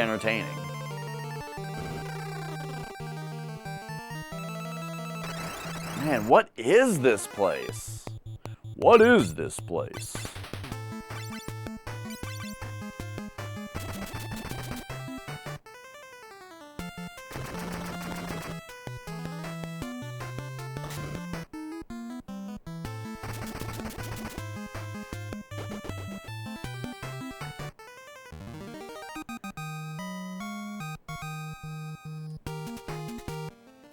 All right.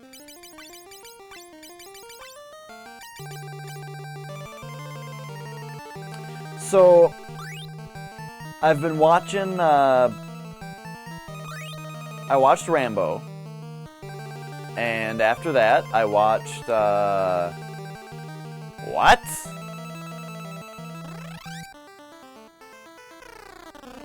Oh, wait, what? Excuse me?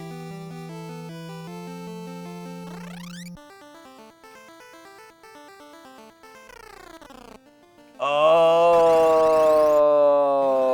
I wasn't in the tower. This was all the thing in around the tower. Okay.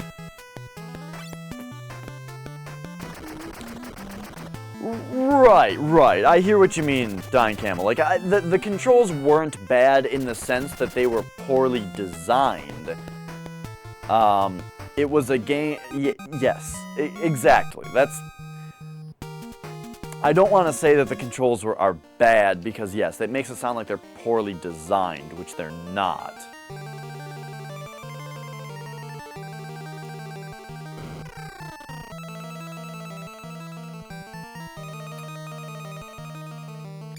Okay, does this put us out in front or behind? Can't warp? Well, shit. Maiden Astria has now an intense symphonic metal cover. That sounds awesome. That's a... Maiden Astria is a great song. Or has a great theme song.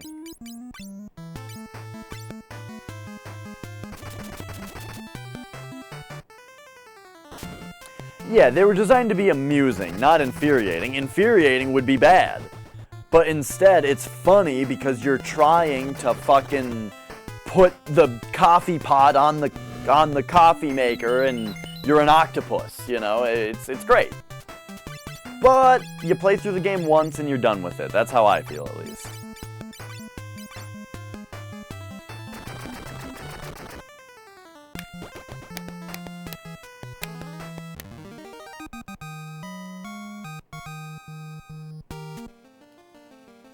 Man, these guys offer so much less experience than those Bahamut caves.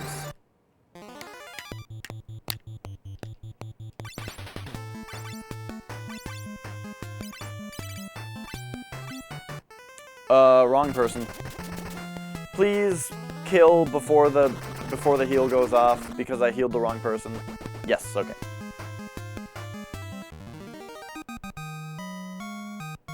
Looks like I should be using more of my high potions.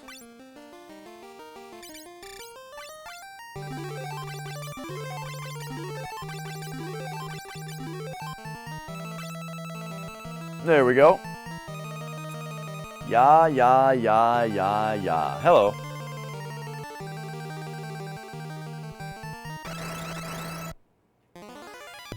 Oh, where you're a piece of bread? You mean I am bread? I Am Bread looked, it looked okay. I wasn't really interested in playing it, but when I saw it, I went, oh, and that's all.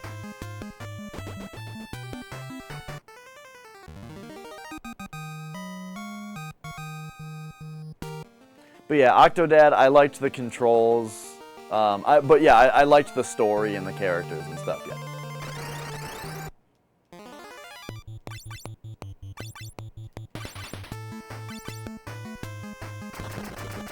Plus the song, you know. Octodad, nobody suspects a thing. Like, just when I heard the line, like, okay, so I saw a gameplay of Octodad,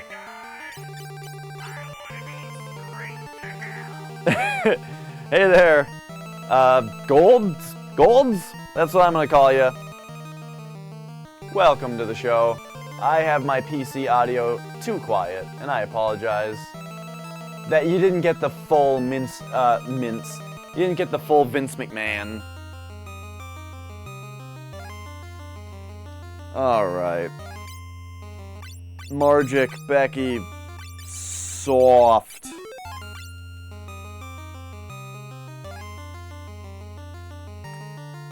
But, I saw a gameplay of Octodad and was just like, what the hell is that? That looks funny.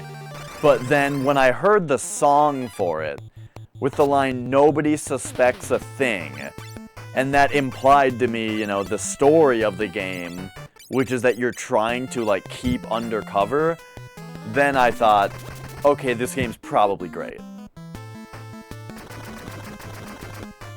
You can hit repeat? Oh, really?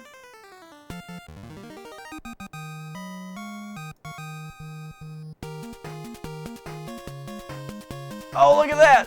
When I die, I want to go straight to hell. Oh, there you go. Interesting, I did not know that. Thank you, Camel.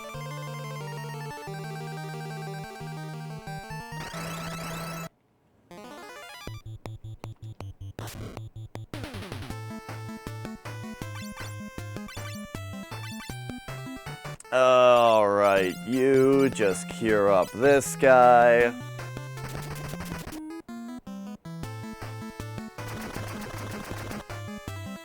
I'm starting to think we might be almost done with this game. But I still won't be surprised if there's a whole ending section after we get this last crystal. Oh, right, because somebody said something about a summoner class that we don't have yet. Okay. Never mind.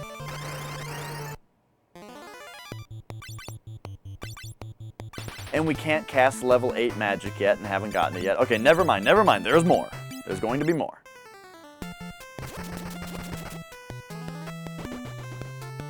Ba-boop, ba-boop, ba-boop, ba-boop.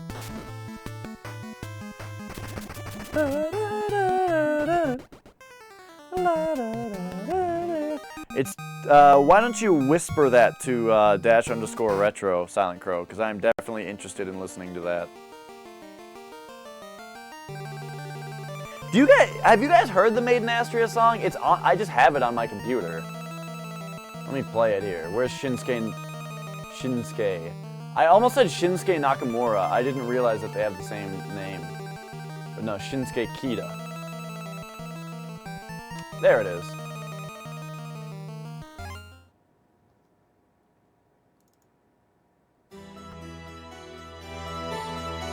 Yeah. This is such a cool song. And man, when you play Demon Souls and you get to this place, that's more what it's about. More than just the composition itself, but the mood and the emotion here. It just all so much built up to this, and it's such a crazy thing in the game.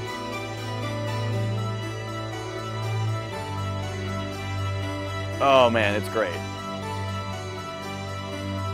Anyway, though, I actually would like to avoid a conversation about Maiden Astria and how great that part is because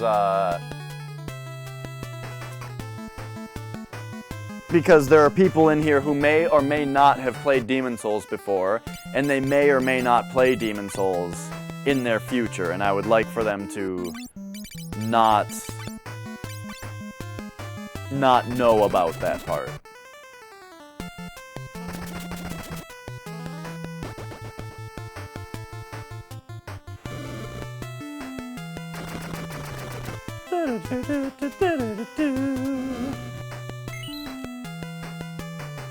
Oh, well, there's that near-death move.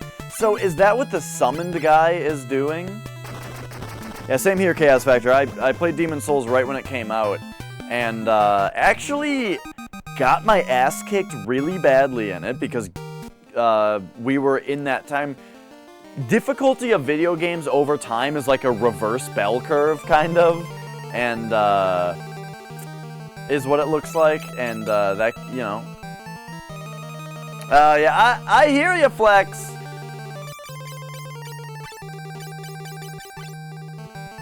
Yeah, the Maiden Astria part is just, it's really, really cool.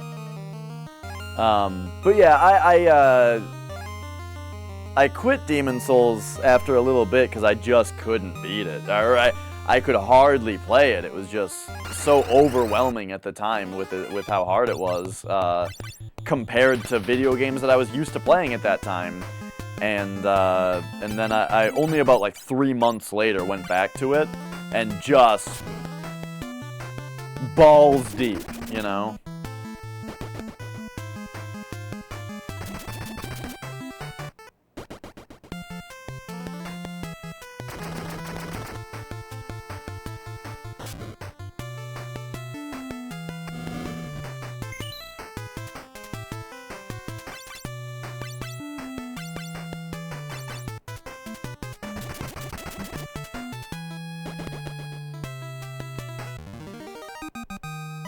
You get to the last boss, then quit?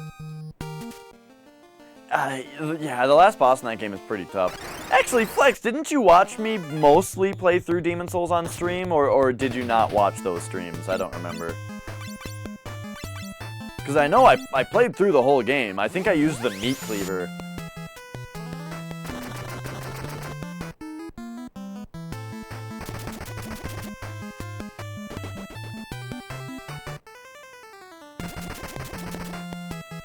Okay, after the phalanx. Well, after the phalanx, that's when you then have 5 different places you can go.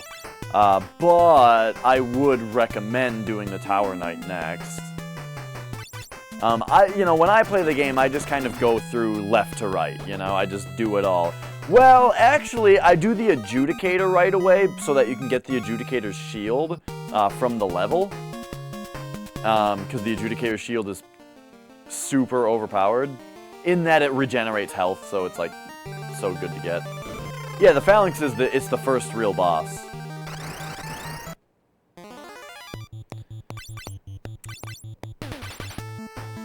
Like, the game starts and you can only go to the phalanx's level and you can't level up yet or anything, so you just like, it's just like level 1, you have to beat this level now.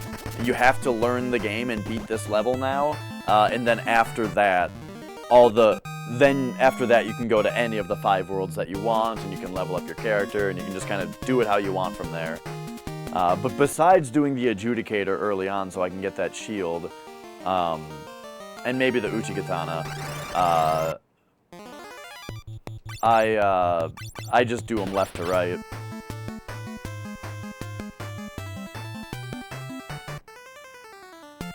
You went right to left on your blind run, okay. That also means that you hit Maiden Astria way too early for it to, like, be impactful, right? Who knows, though, maybe if, I mean...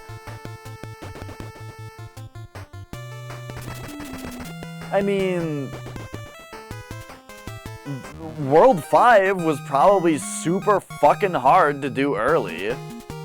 You know, the bosses aren't that hard, but, like, the levels are really hard.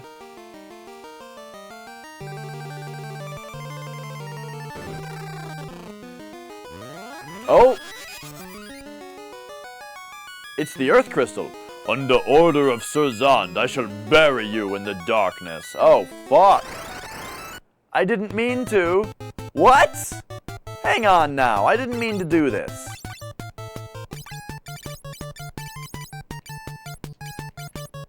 Haste, dash. Oh wait, I should have healed Flex.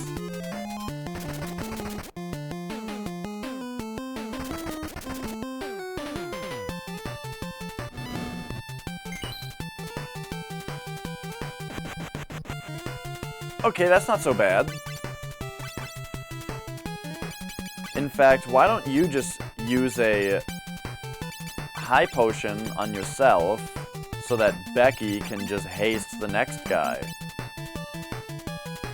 Flex.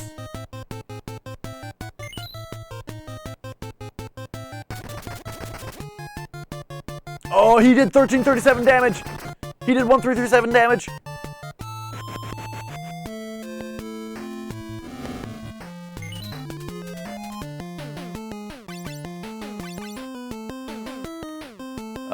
Okay, let's just attack with these guys, and then we'll do a big-ass cure on him.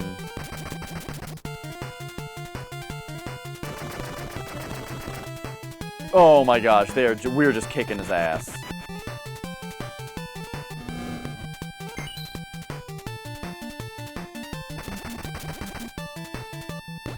Okay, yeah.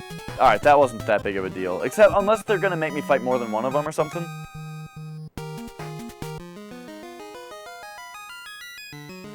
I feel like this crystal is a lie. Light warriors, one called Zond, is abusing my power to plunge the world into darkness. Take the power which lies within me and rid this world of the dark cloud. Received. Oh, what? Okay, so I just walked right past the Earth Crystal, I guess. The Silk's tower was built by concentrating the power of light. Zond is trying to summon the dark cloud there using our power. Light warriors, go to the Silk's tower and stop the Demon King Zond. Alright. Sounds sweet, dude. So we got new jobs, huh? Whoa, Warlock? That sounds dope. Alright, so what did we actually get? We only got 3. We got Warlock, Shaman, and Summoner. Okay. Well, shit. I feel like I don't even want to use these because, like, my team is really good right now. I mean, I should check them out. But our dudes are so beefy already. And I've decided against having Dio be a summoner, but I guess... Alright, let's save the game. And I guess let's check some of this out. So, let's go into our ship. And sell some of our excess bulk.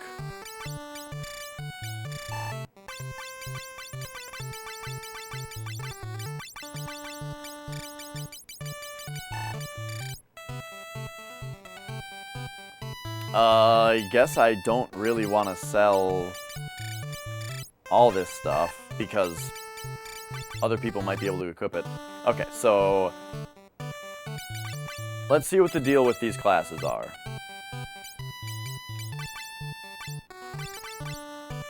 What the hell is a warlock? Whoa, that looks fucking awesome.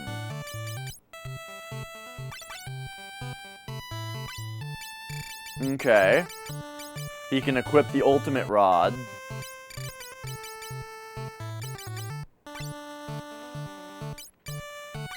Alright, alright. What's next? We got the shaman.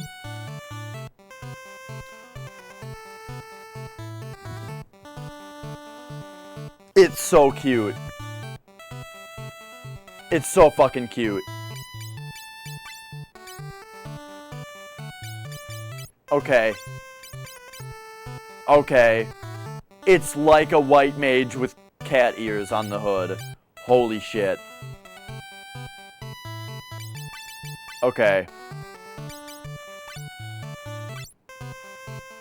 And now... Summoner.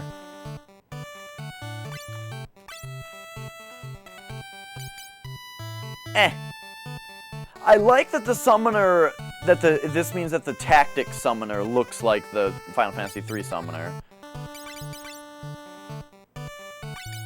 Alright, so... He's supposed to be better at magic, right? That's the idea? The summoner?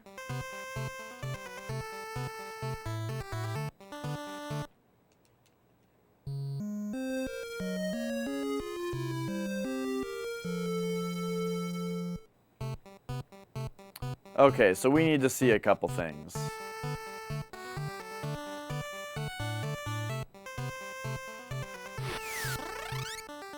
I guess let's go Magic, Flex, and I guess let's swap with Becky because I imagine he can cast White Magic.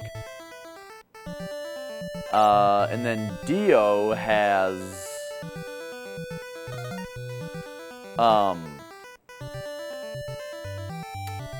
Dio's got Summon Magic, so we can check that out. Alright, so let's see what we got here. Magic. Ready to kill. Let's do Drain or something. Let's just see what that is. I don't know. So I guess that's the Black Mage. Here we've got a White Mage. Here we have Bahamut. Let's summon Bahamut and just see what happens. Yeah? Yeah.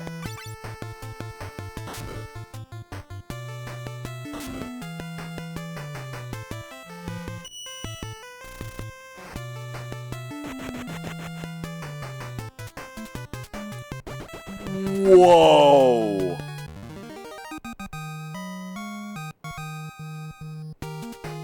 Okay, like that was really powerful.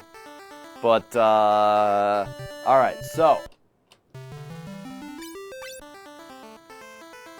Let's... Oh, wait, I gotta go sell our extra stuff again.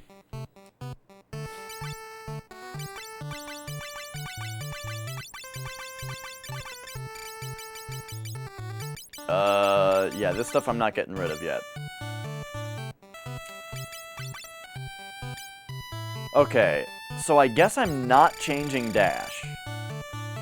Which means he might end up being a Magic Knight. But probably not. Flex. Oh man, now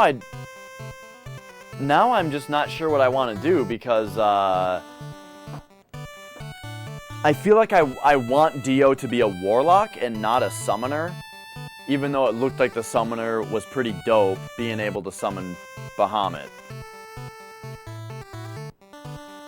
But as a Black Mage, he might just be better. So let's go first things first. Let's change Becky to a Shaman, because that's definitely happening. Oh my god, it's so cute. Give her the same stuff back.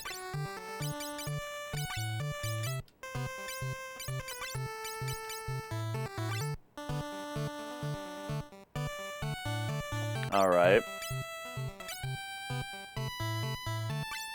Okay. And now, Dio.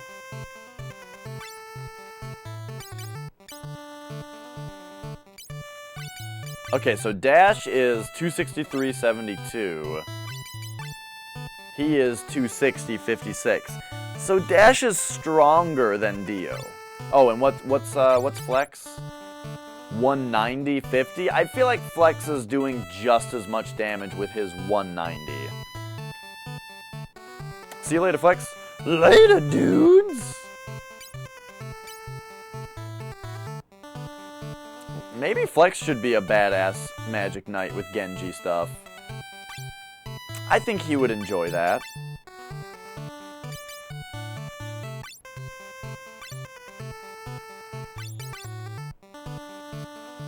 I don't know, the Karateka is so cool.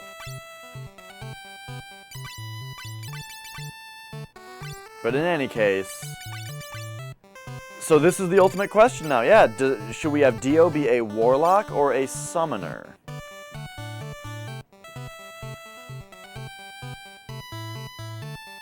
I didn't like the summons at first because it seemed like they didn't do enough damage. Or I didn't like that they were random. I do like having him just be a Magic Knight though. We might only use the Shaman. Because why not have him just be a Magic Knight and hit things with katanas? That seems perfectly fine. The only reason I want him to be a Warlock is because the Warlock is so adorable. But Becky's adorable anyway, as a Shaman. So yeah, let's just... I think let's just roll ahead with our same stuff. So Kiku, Kotetsu, Genji, Genji, Genji.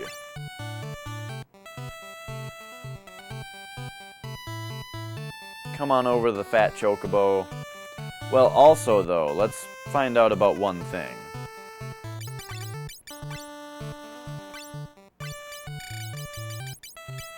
She can't equip this. Okay. So 51, what's Protect Ring?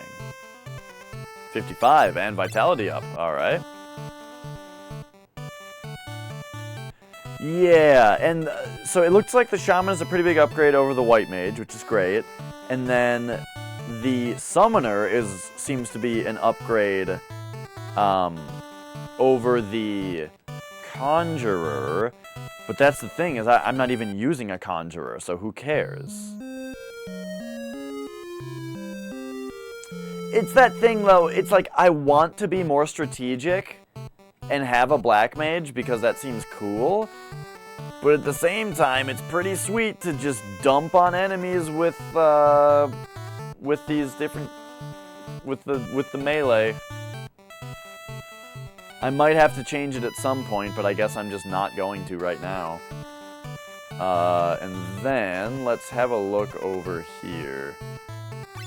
And see if, like, any of these apply to the Shaman. No. Okay. Hey, White Mage Becky!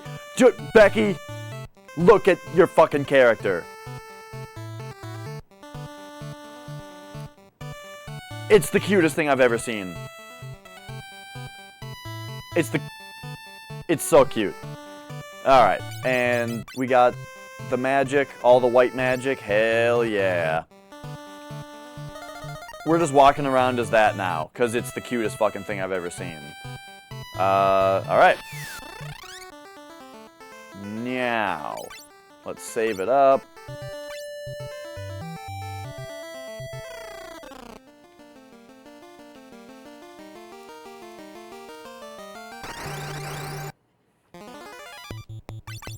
And yeah, stuff like this, it's like, I would rather just pick the attack command, you know, than deal with all this stuff. I have to draw her.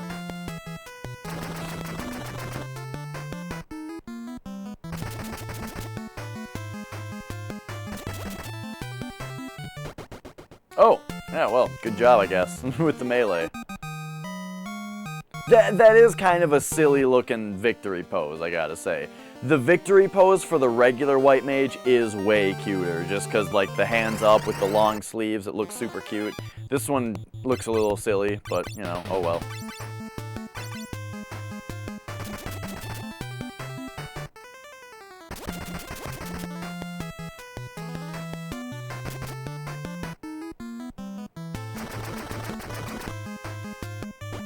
Oh my gosh.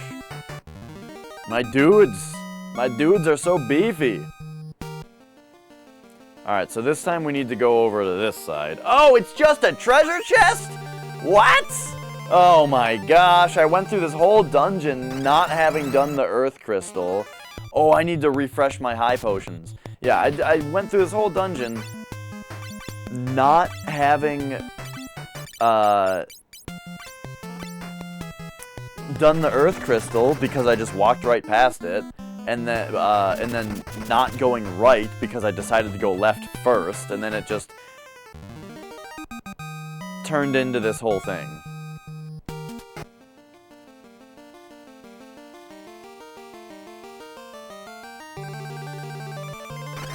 Well, so I went left, and on the left side, it was like there was a whole bunch of treasure. And then it was also, it was also,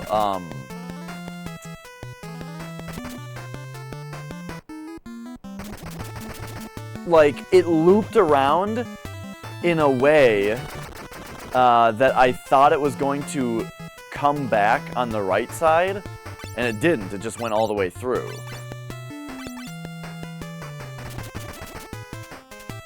Yeah, Nicole's a sweetheart. Nicole is such a sweetheart, she's even letting me stream Final Fantasy III on Valentine's Day.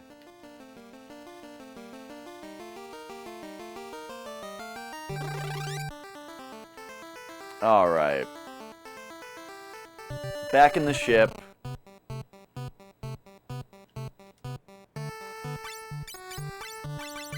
Buy those high potions.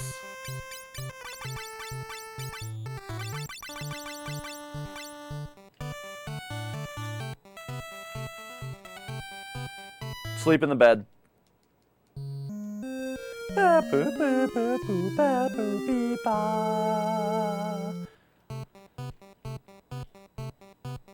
And then, you know what? Let's just softs, echo herbs, eye drops, antidotes. Like, why not? Why not have a bunch of those?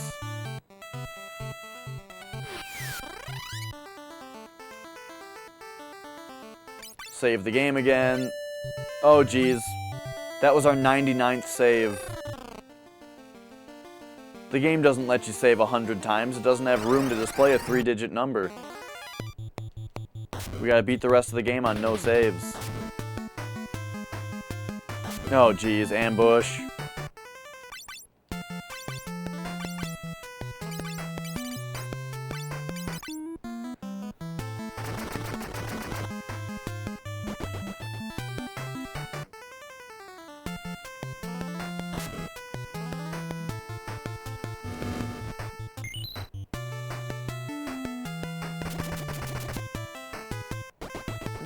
Yes.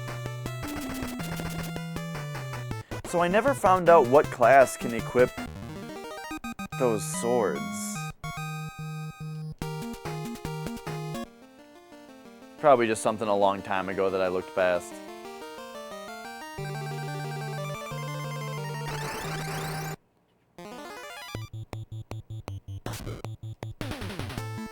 Also, I got a new mic today. Again, I keep saying it, but I got a new mic, and I'm very excited to... Like, I think that I got it set up well, but I'll be excited to actually see how it holds up.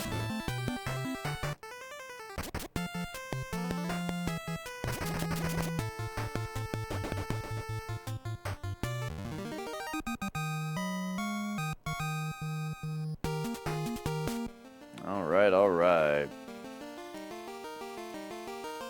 Hell yeah, I beat Resident Evil on no saves.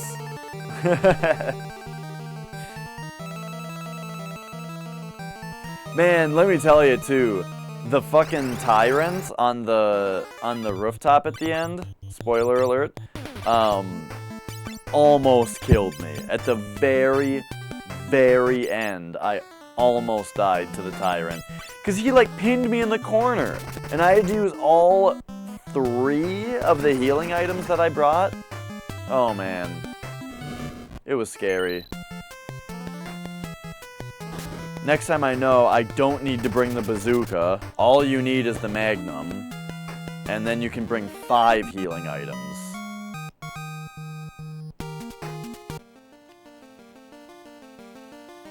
Getting the itch to play through Castlevania 1? Nice. It's such a great game. I gotta beat it deathless. I've beaten it... I beat it on no continues, but on the time that I beat it on no continues, I got up to Dracula deathless, and then died on Dracula once and beat him on my second try. So I'm just... I was that close to deathless. Because then the last time I played the game, I did not beat it deathless, but when I got up to Dracula, I beat him damageless. I flawless Dracula at the end. So I know that means somewhere in my heart, I could beat Castlevania 1 deathless.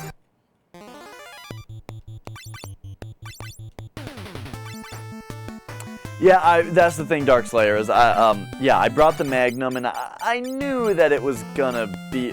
Holy shit, the Shaman has 25 Cure 2s. Wow. I knew it was gonna be enough, but... I just wanted that backup insurance, but it turns out that backup insurance should have been 2 more healing items, not a bazooka with ammo. But I did it. I did it. I got the kill. I got the victory. It's on my Twitter, a picture I took of my Vita.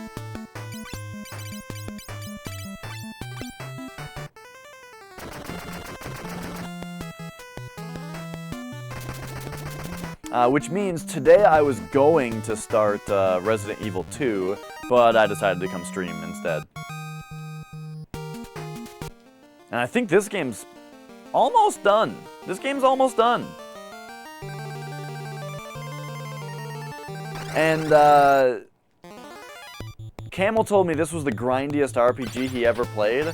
We did like 1 hour of grinding at one point, and that was it. I had to grind in order to beat that, was it the Phoenix boss? What was it called? It was like some big bird that took over the king when we got trapped in Solonia. I had to grind there for like 1 hour because the guys gave me a shitload of experience because I wasn't grinding, you know? And I was able to level up like 8 levels really quickly. And, you know, in an hour. Maybe it was like an hour and a half. I'm not grinding right now. I'm going through the dungeon.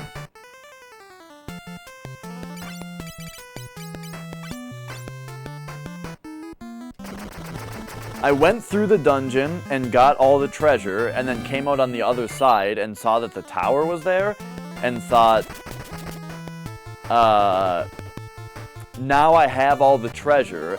So now I need to go back to my ship so I can rest and then fly through the dungeon so I can get to the other side with more resources, which is what we're doing right now.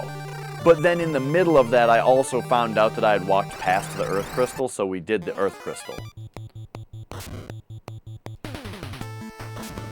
So yeah, right now we're just going through the dungeon, and I've already gotten all the equipment.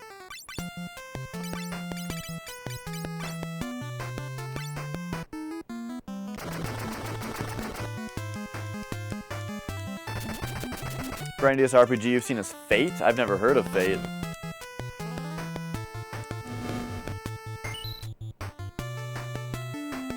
Is it just me, or does the shaman have less powerful heals, but more MP? Oh, you know what it is that she was like a level fucking 100 white wizard. Yeah, we'll see how the final dungeon goes, that's for sure. That's for sure. I mean, I've got 99 high potions, what could possibly go wrong?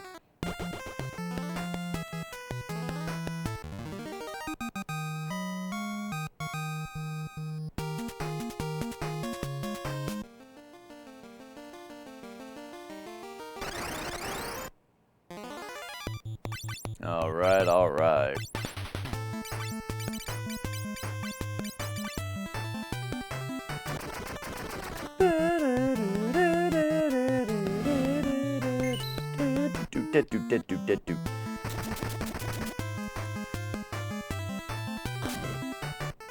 It's so weird drinking pop again.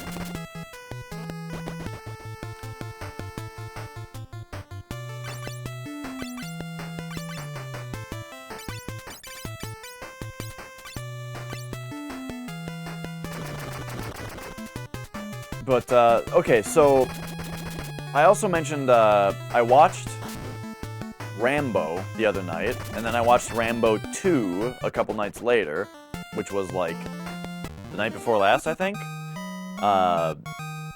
Tonight I want to watch Alien. I think I'm gonna, when I'm done streaming, I'm gonna go upstairs and make the rest of my food, because Nicole ordered food was the thing today. That's why I'm drinking pop. It's because I also ate a calzone, and so I'm gonna reheat the rest of my calzone and watch Alien. Uh-oh.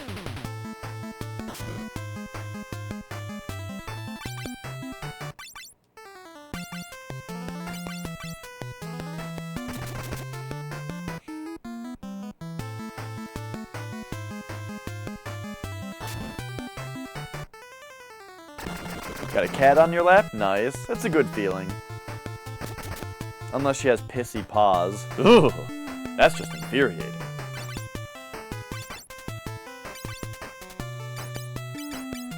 I don't want to use big cures because we gotta conserve MP. This game doesn't have like a cottage in it like the like Final Fantasy 1 did, where I can restore my MP anywhere on the world map.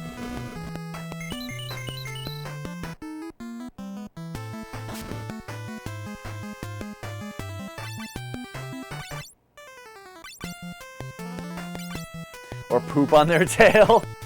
I luckily have not had that problem before. There was the time, though, that my cat sneezed and a little bit of diarrhea came out of her butt. That happened. She wasn't on my lap, though. I was just watching it. I just watched it happen.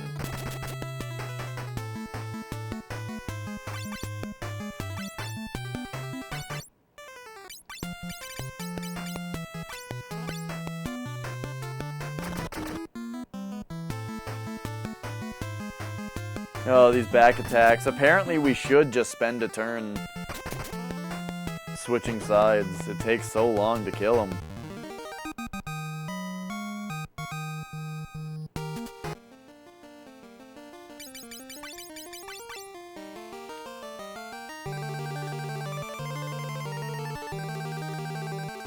Oh, Fate Extra? Okay. Is that an anime game? Is it based on like Fates? The Fate Stay Night and Fate fucking... I don't remember any of the names of any of the other ones.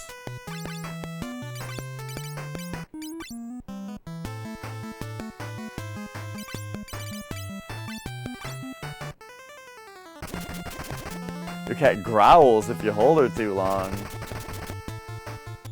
My cat only growls if like if I'm instigating, you know, like if I'm like antagonizing her, which I do sometimes. You know, it keeps her tough.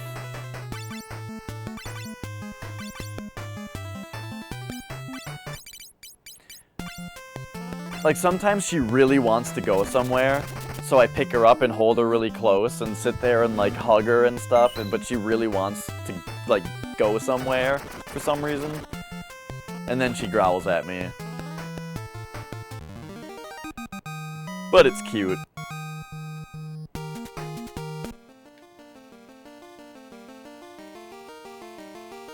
Okay, yes and yes, as in it's the anime thing and Fate Stay Night is related. Okay. Yeah, I don't know what any of that stuff is. I've just seen it around. Oh, right, Dash is a knight and it's awesome. I forgot about that. Yeah, the knight is such a great class. They can just equip the best armor, really strong swords, so they have like pretty high defense and pretty high attack.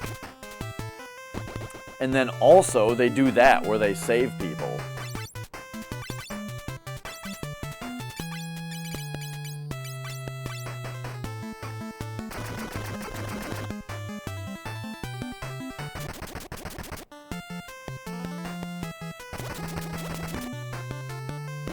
She never scratches or bites, just growls and hisses. So my cat doesn't hiss either. She only growls. In fact, and she doesn't bite or scratch, right? The only time I've ever heard my cat hiss is when my cousin was living with me, just like last month. My cousin came and stayed with me for a couple months, and she had a cat, and those two cats really didn't get along, and my cat hissed at her all the time. They were constantly hissing at each other, and that was it though. My cat, otherwise she has never hissed at me. She doesn't hiss at our other cat, anything like that. It's funny, we had her for a couple years. When she was like 2 or 3 years old, we took her to the vet, and they weighed her, and they were trying to put her on a scale to weigh her, and she hissed at the scale. And that was the first time in my life, in her life, that I had ever heard her hiss. And I was really weirded out. And we were at the vet, and I was kind of embarrassed, and I was like, I swear, she's like never hissed before. And they were like, oh yeah, every cat hisses at this thing because it smells like all the other cats.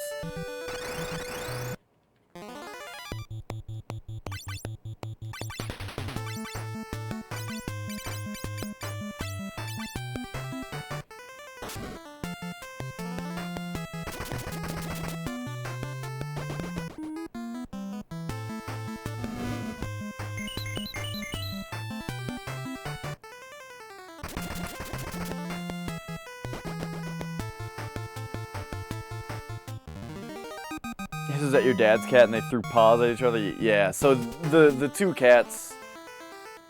It was okay. So it was a weird thing. So our cat is like the most outgoing social animal I have ever seen. Like, it's just, if a new person comes to the house, it is up in their face, sniffing them, like up on her hind legs, putting her paws on you so she can like get up to you and sniff you and stuff. Almost like a dog sniffing at your crotch, which is just annoying because they're a big, dumb fucking dog, you know? But no, it's adorable because it's a little cat and she's so curious. And she wants to be friends so badly. And that's our cat, right? So my cousin comes to stay here, and her cat is not like that. Her cat was like super not happy about being in a new place. So our cat was up in this other cat's face trying to be friends with her, and that cat was not having it. And it was hissing and batting at her and like smacking her and stuff, to where she was like, okay, I guess we're not gonna be friends with this cat. And that's when she started like hissing back and being not friends with it. But then the other cat, my cousin's cat, eventually got used to this new place and wanted to play with our cat. But at that point, her reputation was so soured and the first impressions were so bad and that kind of stuff, it seemed like that our cat just didn't want anything to do with her anymore. And so it would try to play with our cat, and our cat would just fall on her back, hissing and like batting and like, get the fuck away from me, you know? And that's what it was the entire time that she was here, and that cat was around. So I'm really glad that that cat's gone now, because it stressed our cat out, I felt like. And it injured her once too. It bit her, and she had like a gaping wound on her side at one point that we had to take her to the vet for. And like get her antibiotics and stuff for it to heal. So there was one bad kerfuffle between the two, I guess, where there was like a bad bite. But other than that, their interactions were, that cat would jump playfully at our cat, and our cat would just flop on her stupid fat ass and just kick her legs, trying to get her away.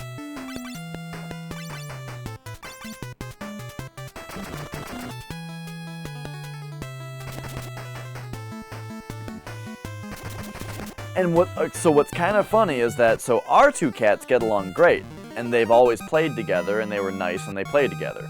And they would wrestle and stuff. But when this other cat lived with us,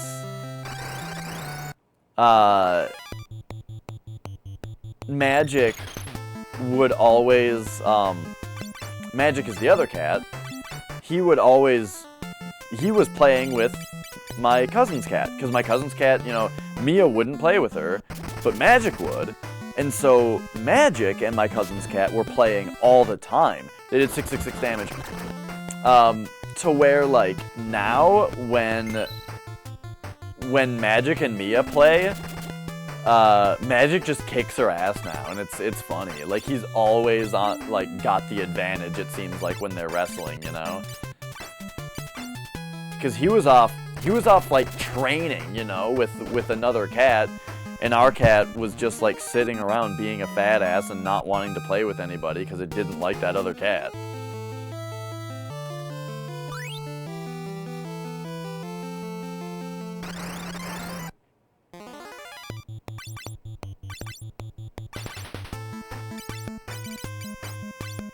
Oops.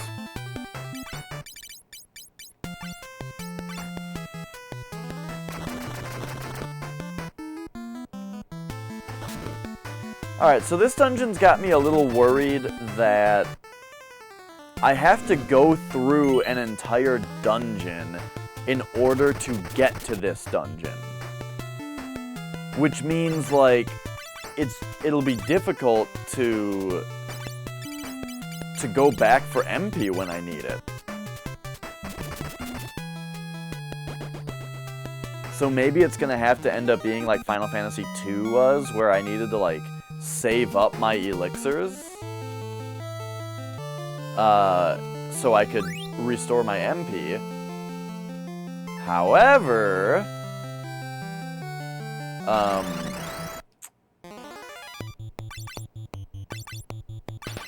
Oh, don't be a splitting enemy. I'm just gonna assume that there are no more splitting enemies.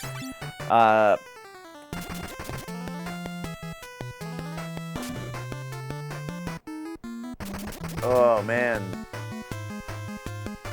So yeah, these enemies that, you know, they're hitting us pretty hard. Oh, the however was that I can't buy elixirs in this game like you could in Final Fantasy II. They were expensive in Final Fantasy II, but you could buy them.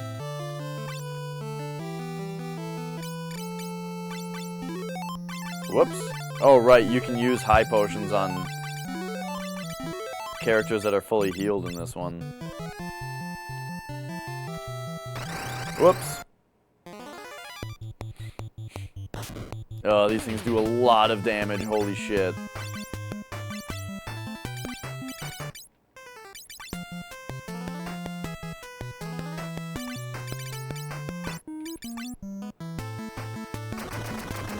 Yeah, I hear you, Chaos Factor. I was using elixirs, I forgot in which battle. It was either in the Leviathan or the Bahamut battle.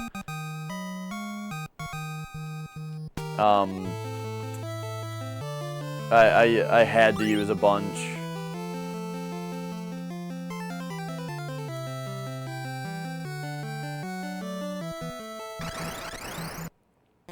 But now, you know, I still have 3.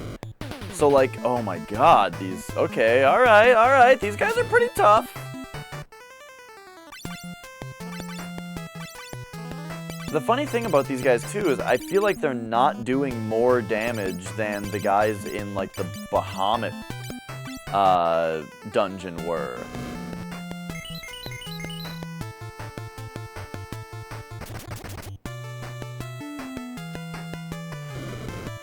Oh, jeez. Okay. Alright. What the fuck? This enemy is a little... What? Okay. I get it, I guess. Here's the fucked stuff.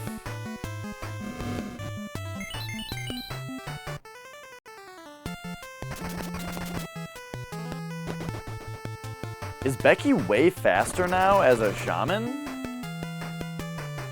Is that what's going on?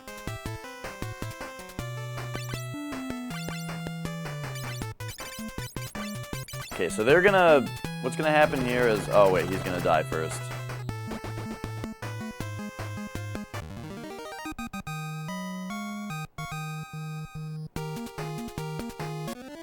Okay. Well... That was a lot of experience that Dio just lost out on.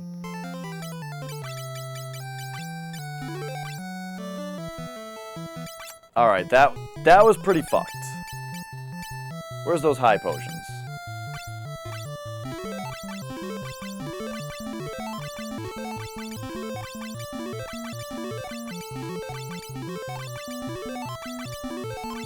I can see where this might get grindy now after that fucking shit.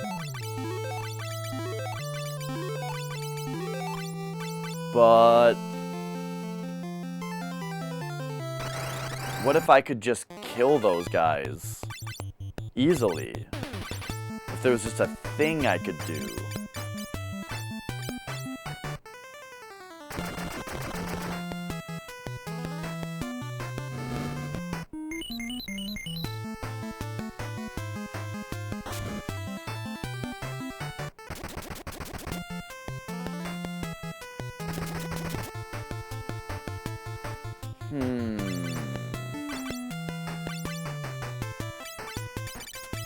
Remember in Final Fantasy II how the secret tech was to use, like, the sleep sword? This one has a paralyzing sword. The only problem is that dash doesn't go first. In fact, the enemies are pretty fast, it seems.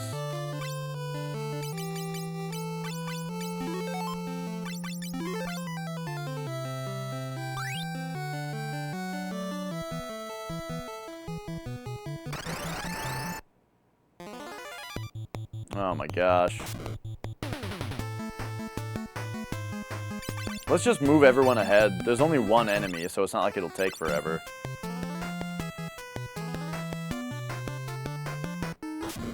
Yes, she hit the one in the back row.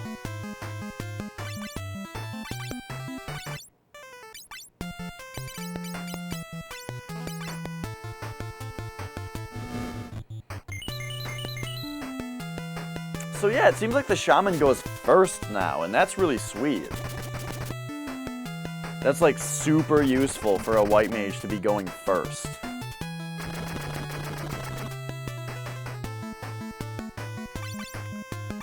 Yeah, I'm gonna need 99 more potions.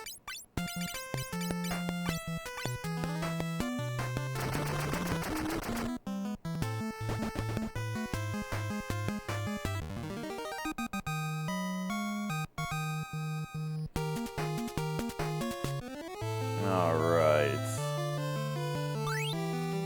Oh my gosh, these are all just those items that I just sell. I just sell these things. Oh, fuck. Forgot to move, everyone. Oh, we got the first strike. So we totally could have avoided any damage here, but instead this guy's gonna hit someone for like 1,000.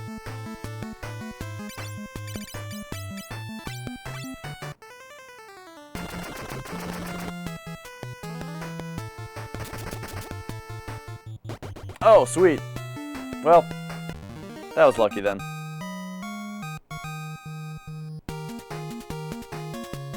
If only you could just get faster than every enemy in the game and then stun lock the fuck out of them. Oh yeah, sounds like Final Fantasy II. That's exactly what that whole game was like.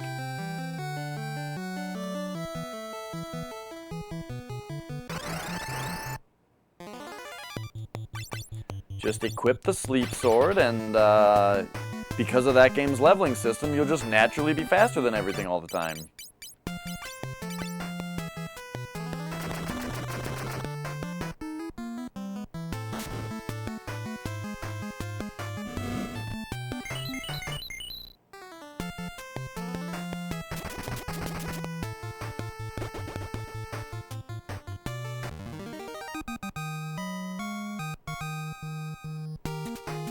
So here's my problem with this place, is the enemies aren't worth very much experience.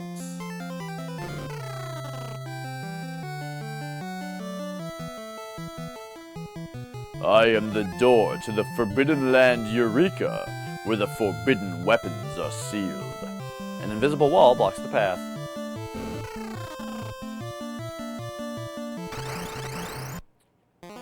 Where the forbidden weapons are sealed.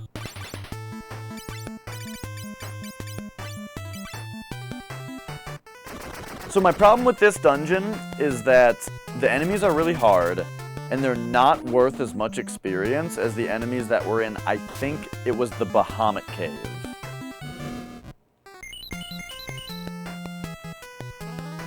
Which tells me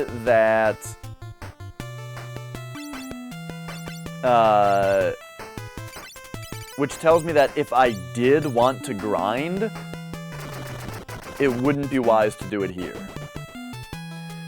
Because I could kill the enemies a lot faster and a lot safer in a place where they're offering more experience.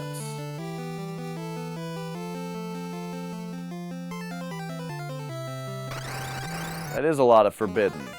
It does make me want it more. I'm wondering if there's like a thing I could have done to get some kind of key, or if I already have some kind of key. I bought something called the Magic Key at one point. Oh my gosh, it's probably so that you don't have to have a thief in your party. That's obvious. I bought a magic key from a place that just sells magic keys. I bet they open all the locked doors in the game that the thief can just get into.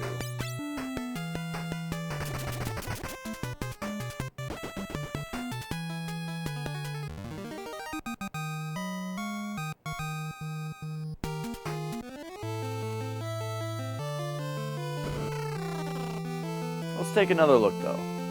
I am the door to the Forbidden Land Eureka, where the forbidden weapons are sealed.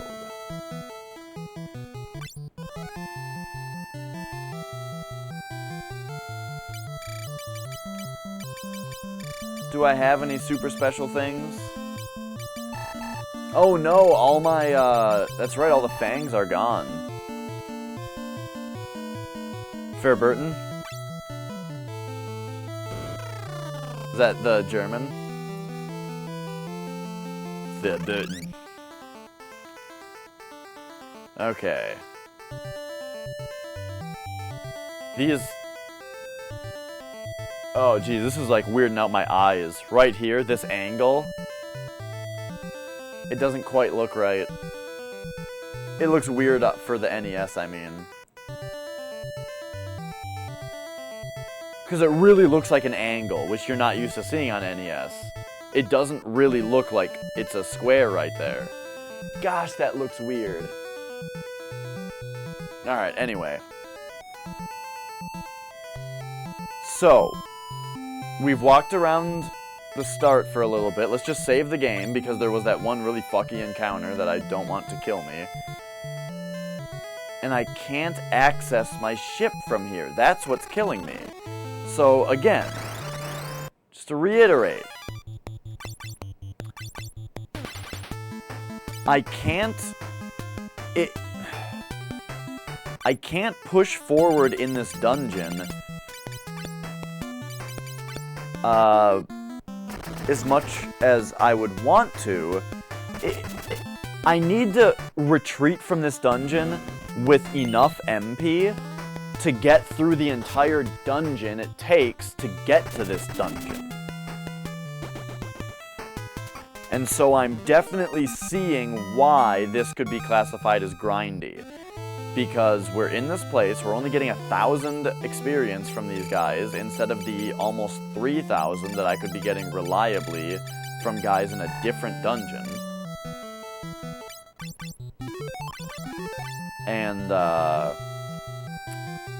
And every once in a while you run into guys that do a fire move that does a fucking 1,000 damage to every person. And you run into multiples of them. These fucking guys.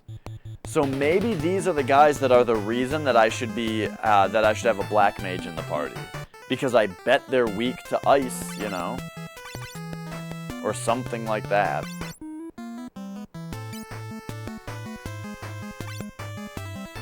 But instead, I just need to queue up a Cure 4.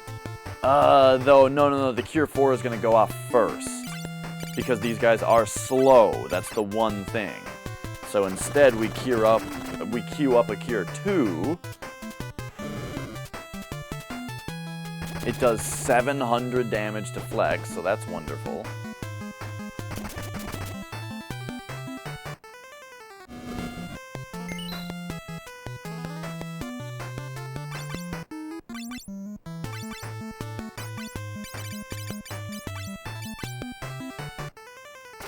Oh yeah, so Camel, yeah, it depends on your definition, I suppose, because what I call grinding is not progressing in order to level up, you know? It is like just spending time not trying to push forward solely for the purpose of leveling up. That's what I call grinding.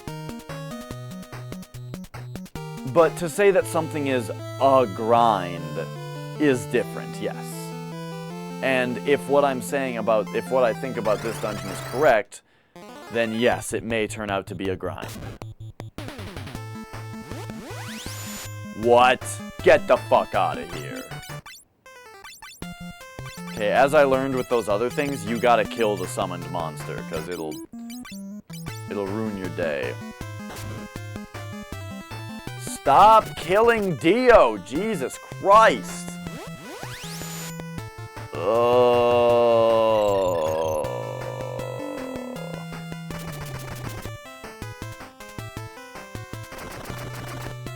Why are the turn orders so inconsistent?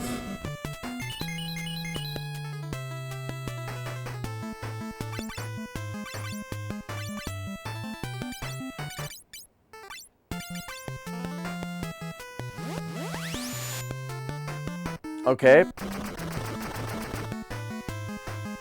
I guess we do need to kill the what the fuck?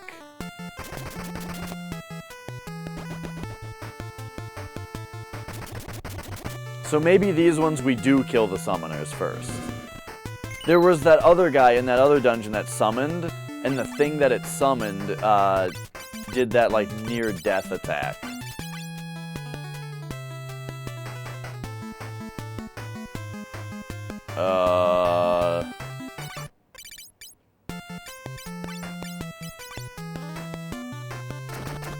So let's pay it to... Oh god, now they're in the back row.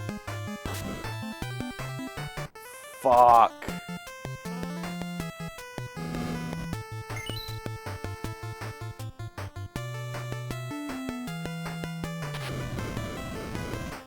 Oh! Yup! The guys that they summon do really powerful attacks.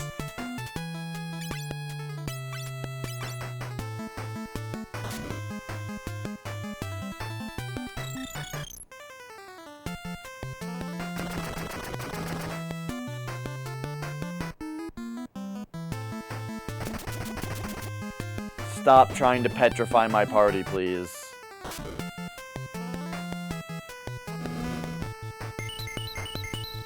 So, we need a black mage. That's what I'm getting out of this. Oh wait.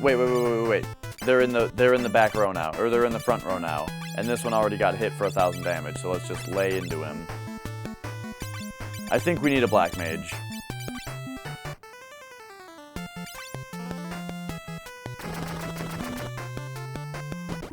Okay, there we go.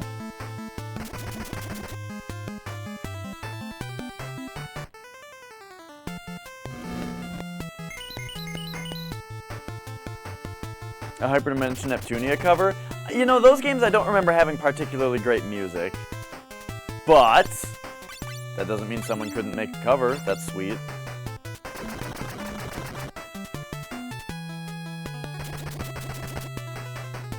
Is this the end of the game? That's a weird question, Rocket Science, because I don't know, because I'm the one playing it, and it's a blind run, and I don't know when the end of the game is. And if somebody in the chat knows, they should not tell you, because I don't want to know.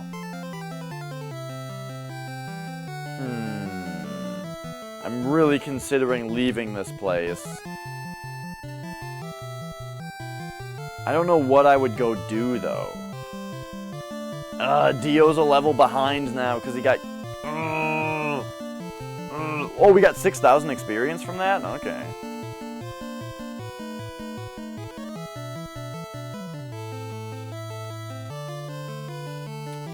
The seal shall open with the silk's key. Oh. It's probably not this. Okay, so there is more that we need to do. So that means I shouldn't even be here yet? Yo, kill these summoners.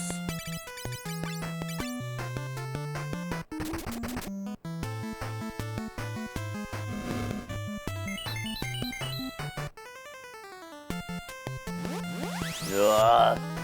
It's alright, just get him. Just get him. Yes.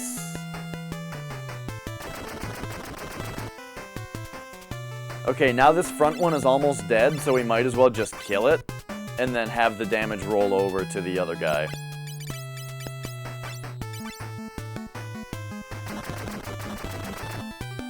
You can play over the internet on ZSNES? Nice! Yeah, we were talking about that.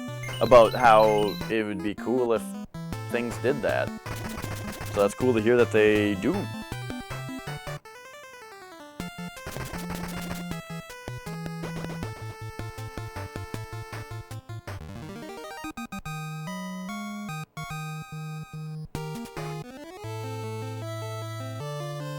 Alright.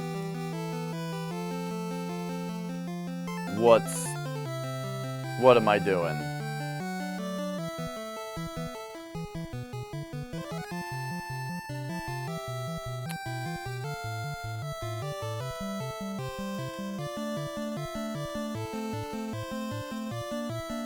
We can get back from here, right? I think so.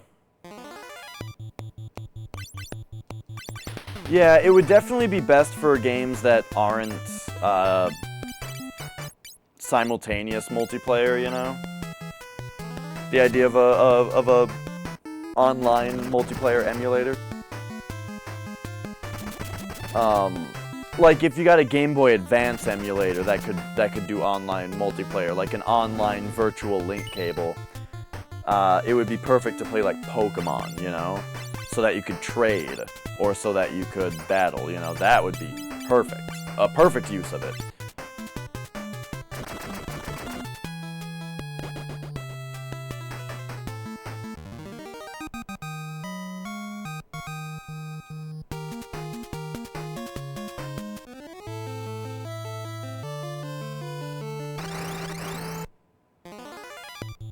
Alright, here's the... Oh god, we got ambushed by these guys? Oh god. This is why you gotta...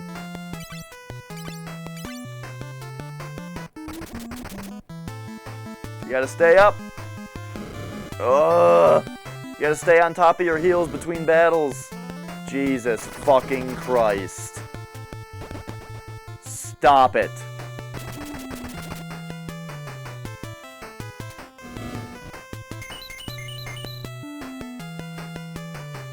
These guys are the worst.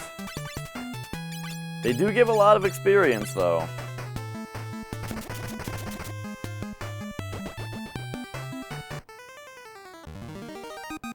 Yeah, absolutely. The shaman with way more MP.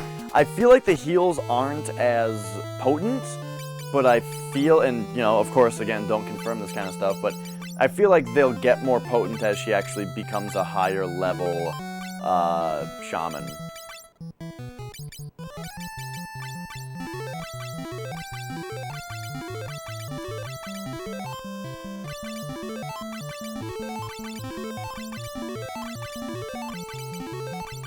I'm so glad that you can buy items in tens in this game.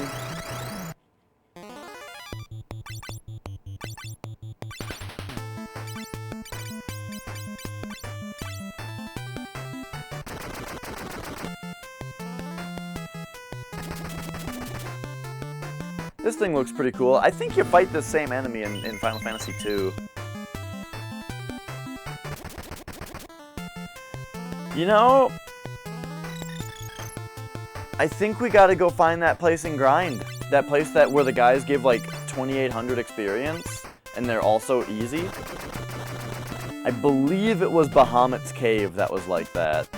There was also Under the Water. Under the Sea, over where Leviathan was. Those guys were worth a shitload of experience. Good night, Chaos Factor. But that place we can't get back into because it, like, after we left, it was gone. So, where'd my... There they are.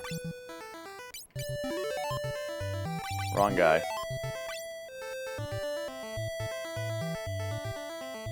We can also check out here.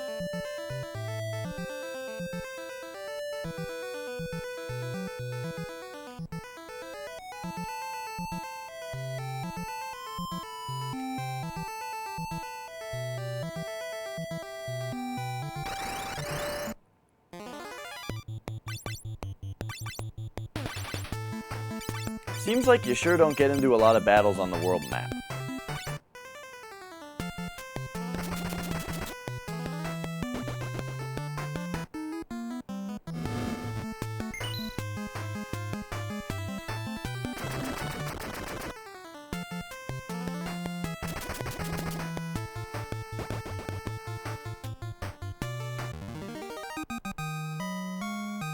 There's that guy. 1,700?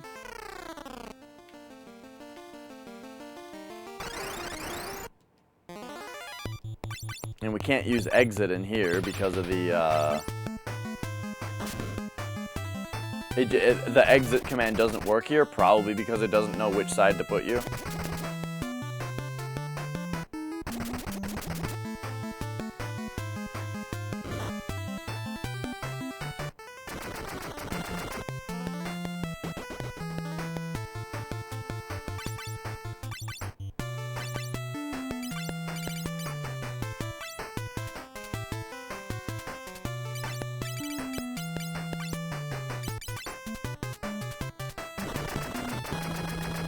Oh, I was also gonna try switching Dio actually to a black mage.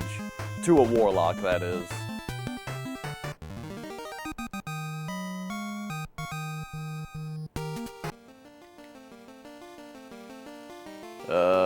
Let's just do that. Oh, wait, but he doesn't have any MP right now.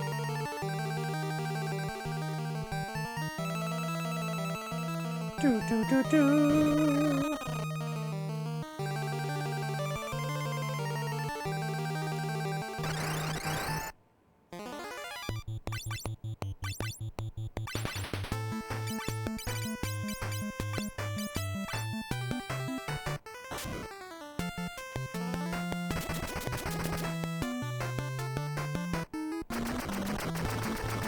Alright, so, oh, well, okay, also rocket science, so,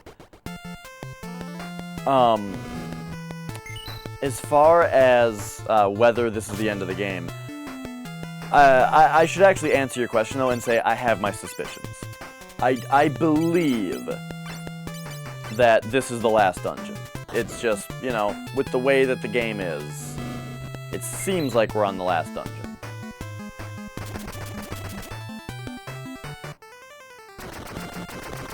Which is why I hate running away scared from it.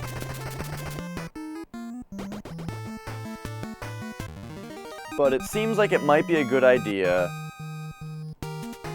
to just spend a little bit more time getting a couple more levels. And maybe just coming up with a party formation that is better. Uh-oh.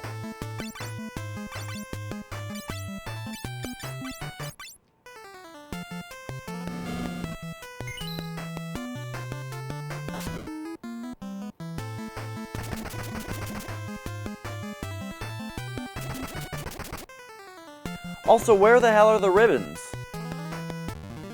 Did we not get any ribbons?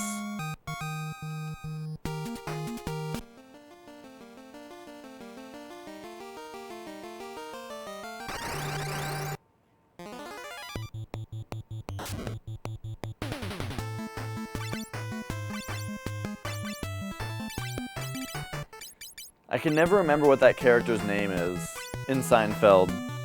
Cedric! That's it. Hey, Cedric, this guy won't wear a ribbon.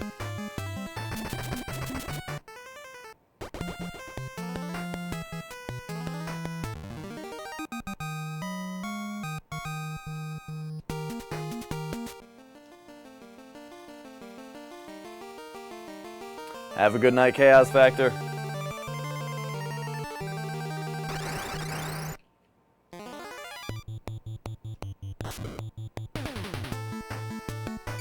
Yeah, I definitely like the shaman change. And I like having my characters all be melee characters because it's so much easier to just mash the fight button. What I would really like though is I wish there was a healing staff that I could use to just cast Cure 1, you know. Every turn for free. Like you could do in the first Final Fantasy. And I really wish that there were... what am I looking at? Ribbons. I don't want to worry about status ailments anymore. And I wish you could buy elixirs. If you could buy elixirs or cottages, you know, like the shelter kind of thing, where anywhere that you can save, you can have a free inn stay, you know? I guess they get around needing that with the ship, but that doesn't apply here, where there's a dungeon in between your dungeons. Or there's a dungeon before your dungeon, so... Oh, whoops.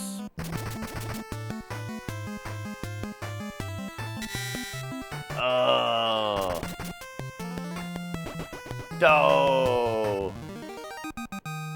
That sucked. That was icky garbo, man. What I just did there. Forgot to change my dude's rows. And then one guy got petrified. And then the enemy died before I could heal it, so Flex missed out on experience. That's fine though, I mean now that Dio is so far behind on experience, you know, everybody else needs to catch up.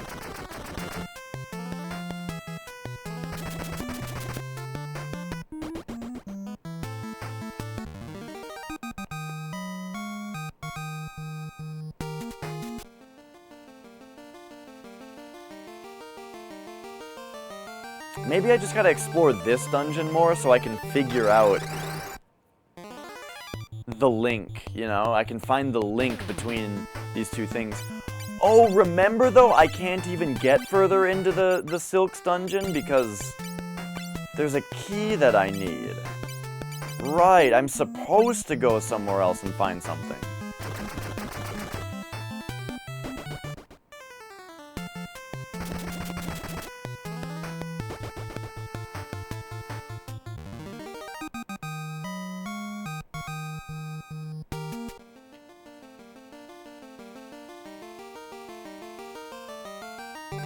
Alright, so we just gotta try, like, really just, like, try walking through walls and stuff to see if we can find a faster way through this dungeon. Because it's so brutal to have to walk through this whole thing.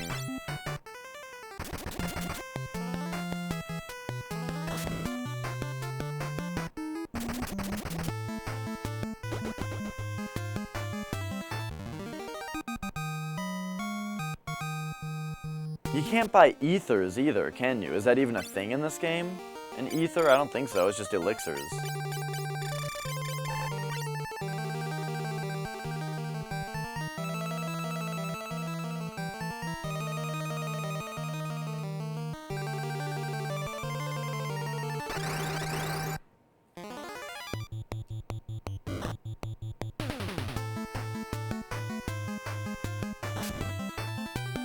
Yikes. Oh shit, I didn't realize how fucked up Dio was.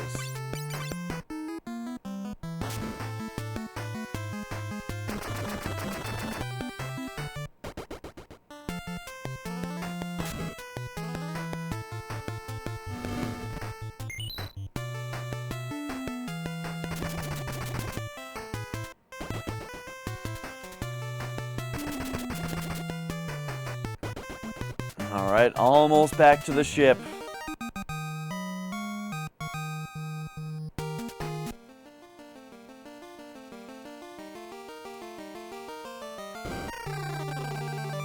Yes. Oy. Oh my gosh, a first strike. This sucks. At the last fucking moment, we're getting ambushed by 4 of these guys. Yuck. Alright. Get him.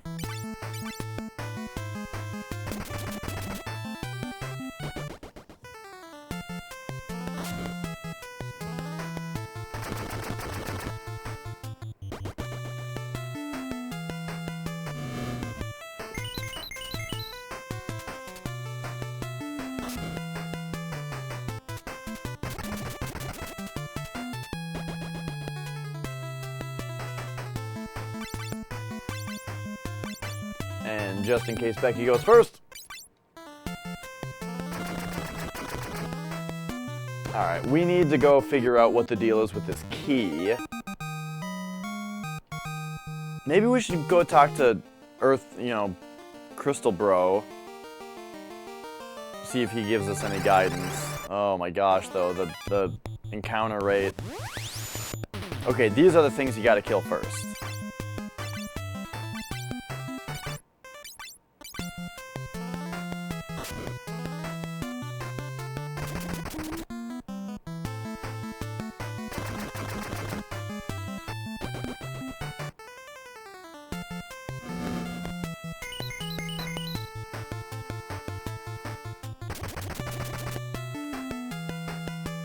La da da da da da da da da da.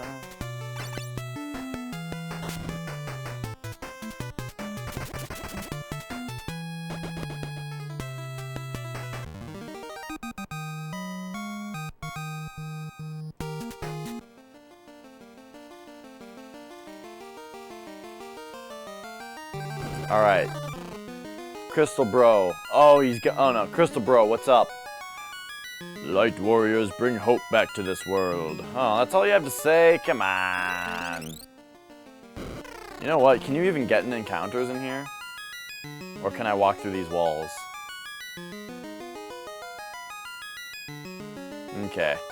This game's got a lot more walking through walls than the second one did, which seems to have a lot more walking through walls than the first one had.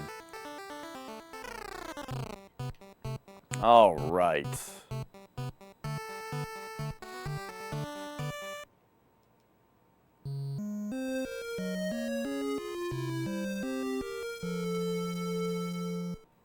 Alright, so here we go. I think what I would like to do is change Dio into a warlock.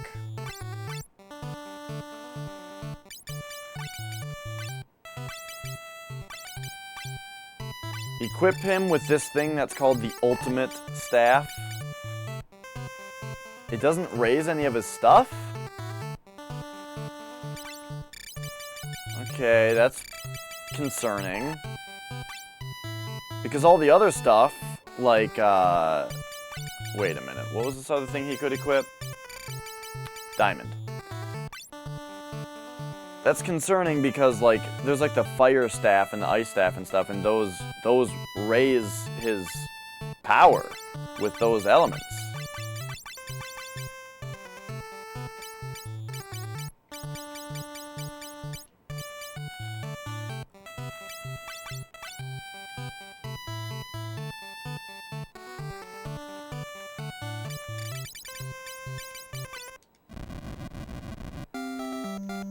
Okay.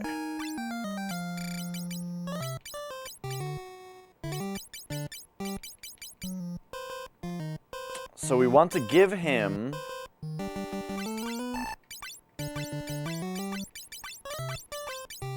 this stuff and then take the things that this guy can use. So I guess we're going with the light staff.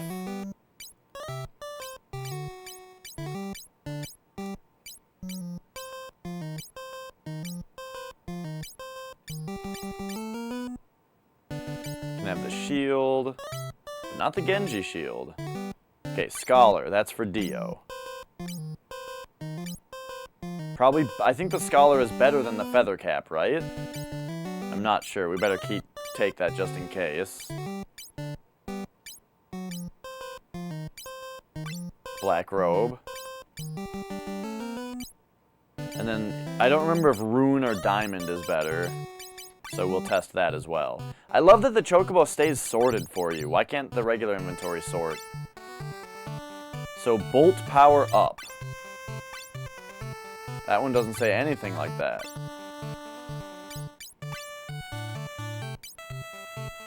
Okay, Scholar, 35. Or Agility Plus and 37. Okay, Feather Cap is better. 57, Rune is 56, so Diamond on that is better. And we can buy Diamond rings, right? So we should just sell the Rune one? Yeah.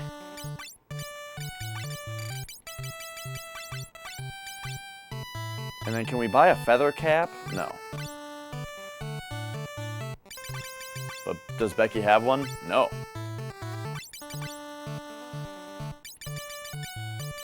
Alright, so here's my guy.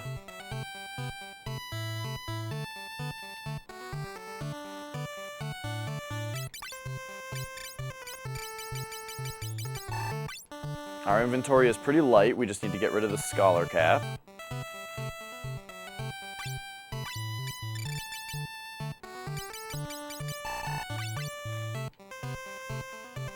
Oh, and we need to sleep again. This way, Dio actually has MP.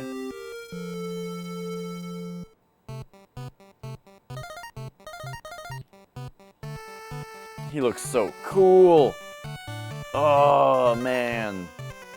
I love these last classes artwork.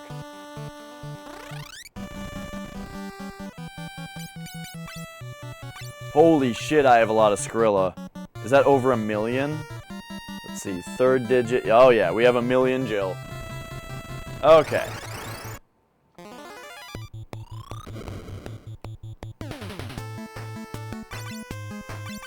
So, does this do anything?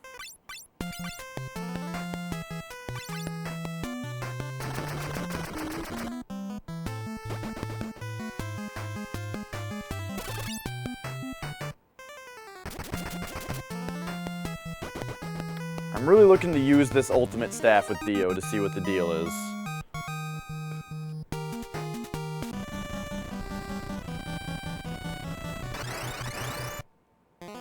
Am I enjoying Final Fantasy III? Absolutely. It's the best on the NES. It's the best of the three, I think. Oh, right. We got to get rid of his summon magic because he doesn't need it. He can do 13 Quakes, though. Shit. Seems like this ultimate staff might suck, though. Let's just see what it does.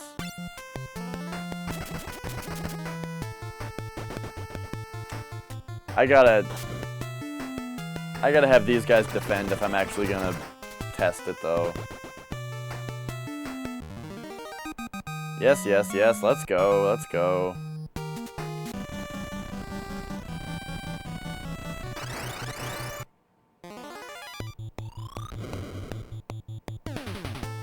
You got the rare replay today? Oh, nice! Doesn't that have Conker's Bad Fur Day on it? We were just talking about that game.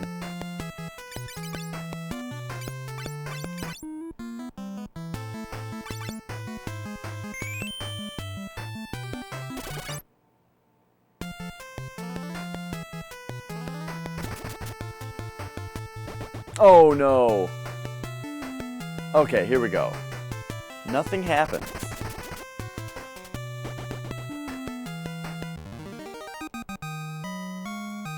So I feel like, instead of the ultimate staff, I feel like he should be equipping one of the ones that powers up his magic. You know, look at all these casts that he has of Bolt that are stronger because he has a lightning rod.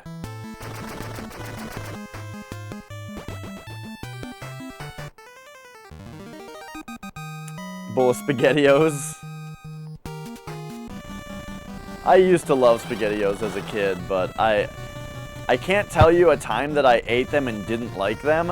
However, now I think, for some reason, I think about SpaghettiOs now and they sound gross.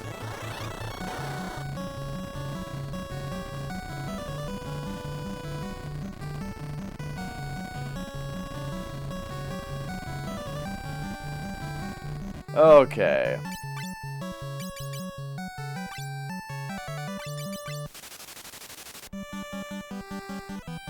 So here's the world. The world!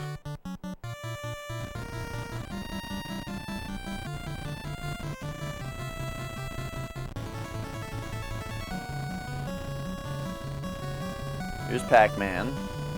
This is Pac-Man Forest. You know, what's the deal with this place? I gotta find out.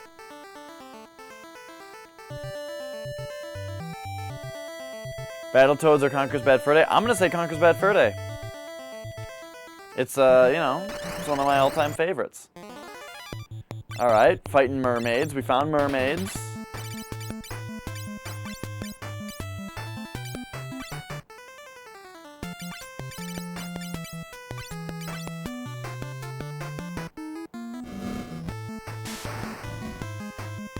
Wow. Okay, that did a lot of damage.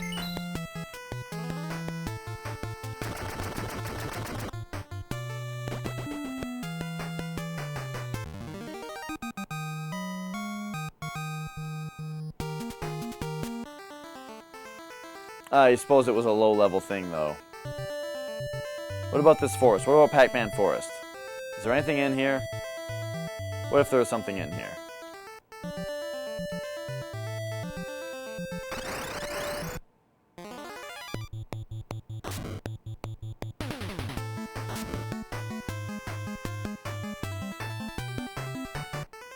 Alright, let's get out of here.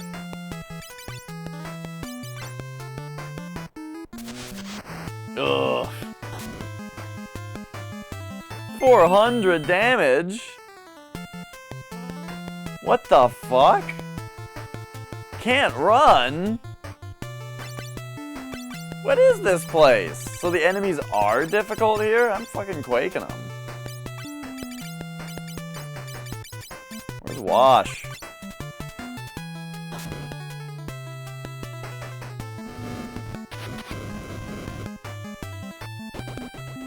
No, it just one of them just hit somebody for 400 damage one time?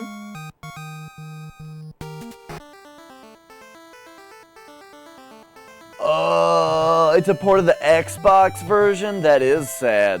Fuck. I changed my mind. Play Battletoads. No, it's not bad. The Xbox version isn't bad. It's just sadly not as good.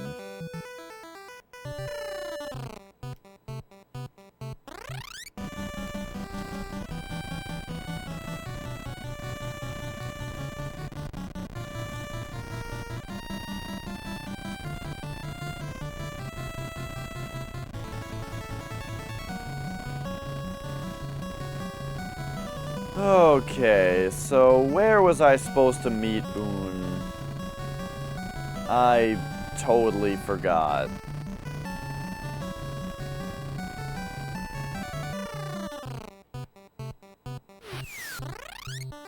So we're gonna have to go around and talk to a bunch of people now. And they're all gonna be saying the same things as always.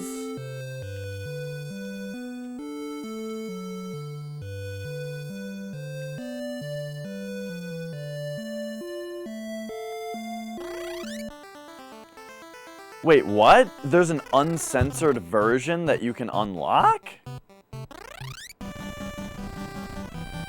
Is it just the language that they don't censor? Or do they also take the underwear off of the sunflower that they added? Remember that?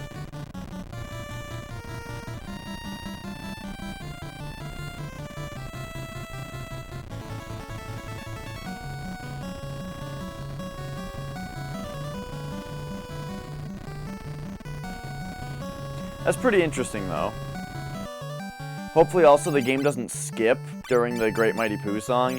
That was one thing that bothered me a lot about the game, too, is that during one of the funnier parts of the game, I think, the Great Mighty Pooh battle, there's one part of the song that would skip on the Xbox version, and it sucked.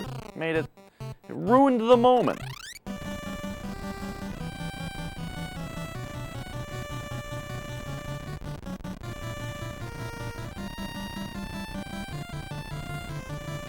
The original version from the original game. Do you mean like it's the... No way, it would be like the actual N64 game, but you're just saying that they change it to be like the N64 version? Okay.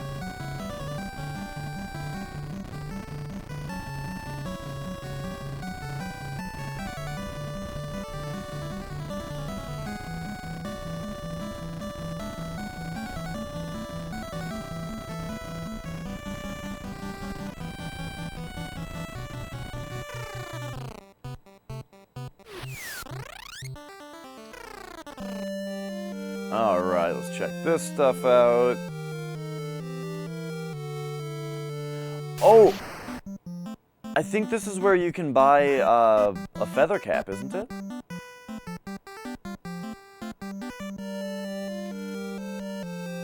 Oh, and then there's one thing I forgot to do.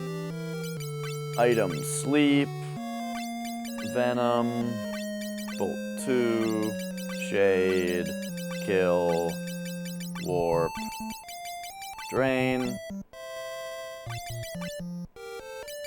item chocobo, Shiva, Rama, Ifrit, Titan, Leviathan, and Bahamut.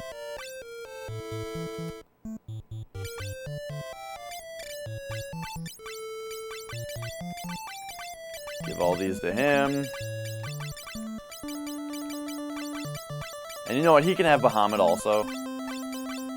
And then give the rest of these to Dash. For safekeeping. So now he has all that shit. And he has all black magic, but then Bahamut at the end, just because.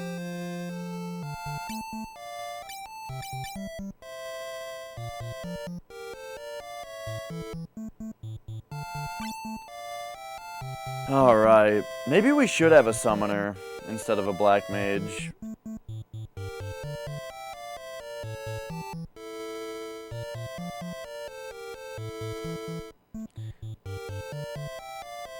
Oh, man, I could probably recite that whole thing.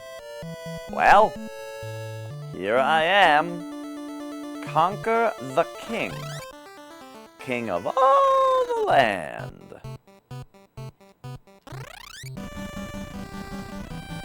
But how did they come to this? That you say.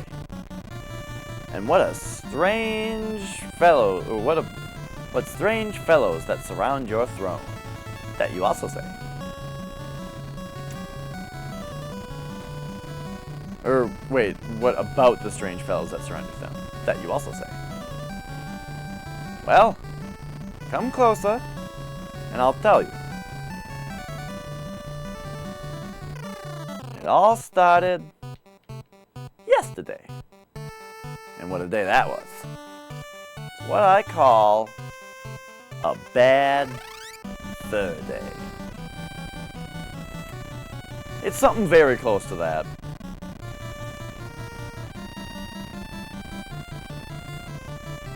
Alright. So the question is, was there someone I was supposed to talk to in here?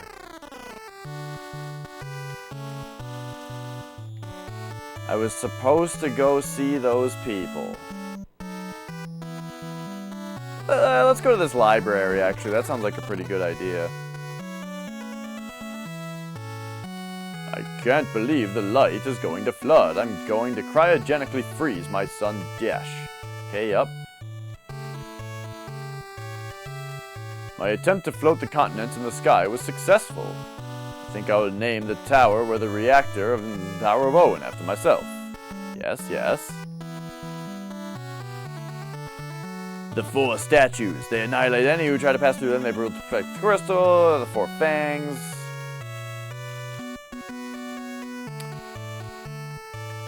The floating continent has been completed. It will be placed due west of Deluge's cross-shaped promontory. We've overused the light. The power has grown out of control, and not even we can stop it. 4 warriors came from the dark world and stopped the flood of light. The world has been saved.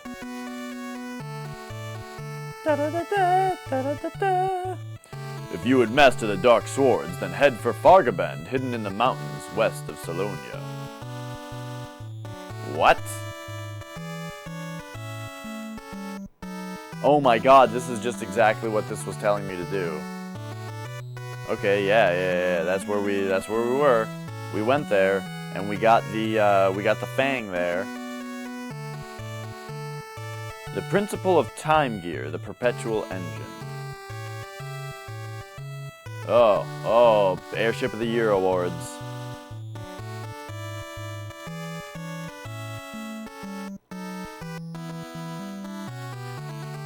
Buy one, get 30% off on pre-owned Xbox One and PS4 games.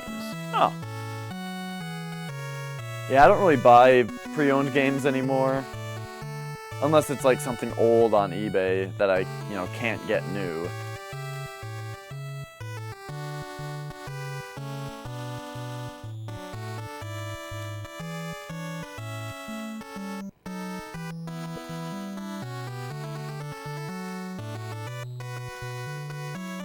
But yeah, that GameStop, they're all about them used sales. Why wouldn't they be? It's profit. They actually make money off that. They do make money off new games. People will have you believe that GameStop doesn't make money off new games, But that's bullshit. Companies need to pay GameStop for them to stock their games. So yes, they make money off new games. They don't make money off the sales directly, but when you buy new games, that tells the publisher of that game that they should keep paying GameStop to stock their game because GameStop sells copies of it. So yeah.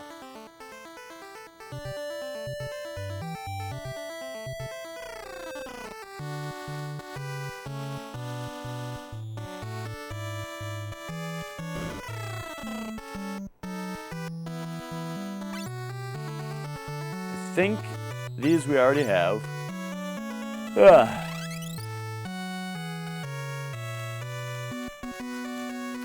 Scholar of the First Son. Yeah, it's of the first sin. Scholar of the First Sin. The First Sin. There was once a passage from the castle cellar to the sea floor, but now it's blocked up. Oh, wait a minute. That's a thing I haven't followed up on.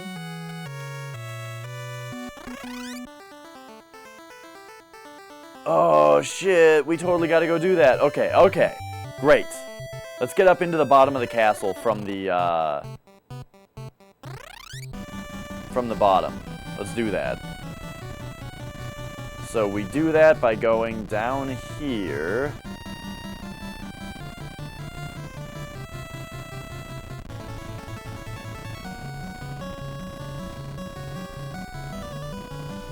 Oh no, it's the up way.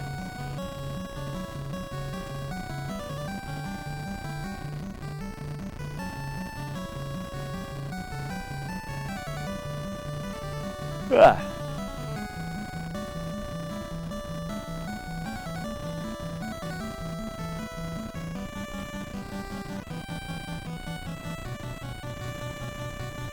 All right.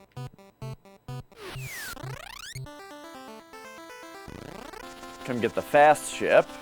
Whoa! Fuck, it's too fast!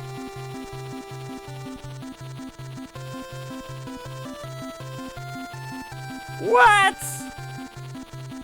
That's not what this guy's telling me to do.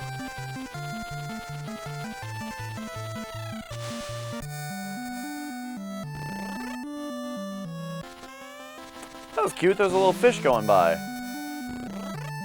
Remember in Final Fantasy II when you would see like airships flying by on the world map? That was pretty cool. Okay. What the fuck is this guy talking about then?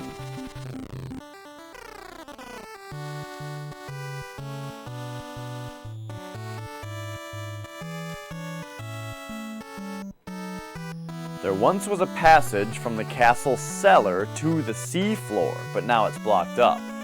Maybe one could enter from the bottom of the sea.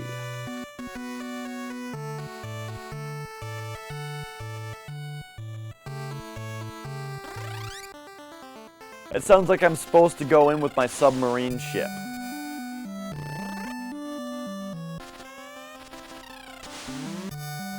Aha!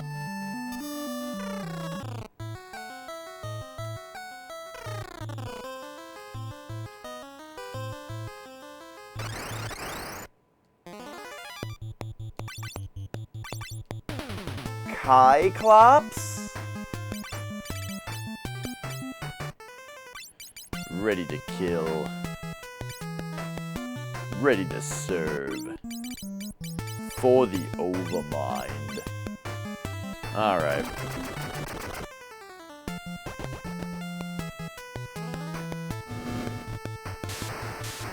Oh, did I do that to everybody? I didn't mean to.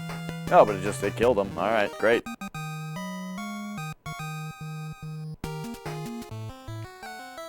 See, 1500 experience. That's like, guys in the final dungeon were giving me that much. Except they didn't go down this easily.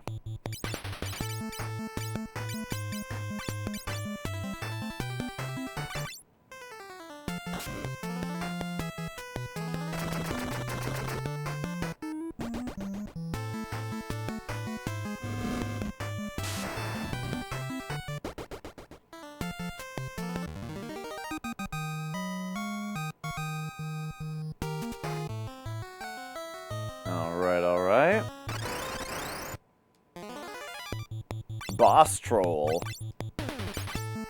What would trolls be weak to? I gotta figure this shit out. Ice?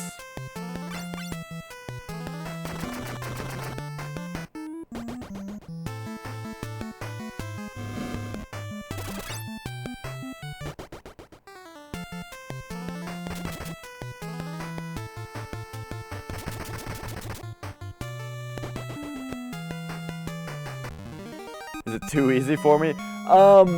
David Tech, were you here when I was in the last, when I was in the dungeon that seems to be the last dungeon? Because shit was pretty fucked there. And that's what I'm saying is that everything there was super hard, but it was offering like the same amount of experience. So there was like no point to stick around there when there are other places that I could be checking out, like this place that I had not found before.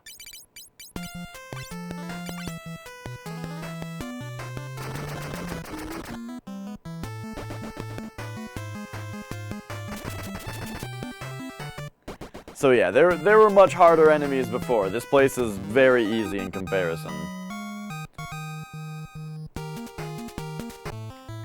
Okay, gotcha.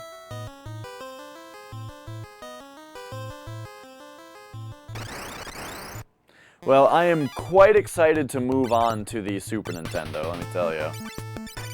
I really do like this game a lot. But you know,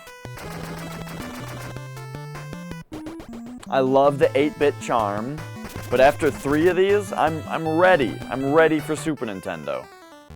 Isn't it funny that there were 3 on the NES, 3 on the Super Nintendo, and then 3 on the PS1? I never noticed that before. And 10... It would have been 10, 11, 12 on the PS2, except that 11 was a weird game. And has, you know, no one cares about it.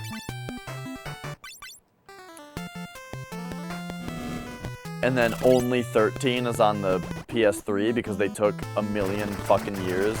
Am I gonna play all of them? Depends. I promise I will play 1 through 6. That's my goal. I'm going to play 1 through 6. However, the thing is, 7 is a rad-ass fucking game that I want to play through. That I'm probably going to want to play through. 8 I've never played before, and I own it. It's sitting right next to me. I'd like to play it. But really, I think I want to play through 1 through 6 and then move on to some other RPGs. Like the old Megami Tenseis. Because I've played the newer Shin Megami Tenseis and I love them. They're some of my all-time favorites. And so I want to play the old Megami Tenseis.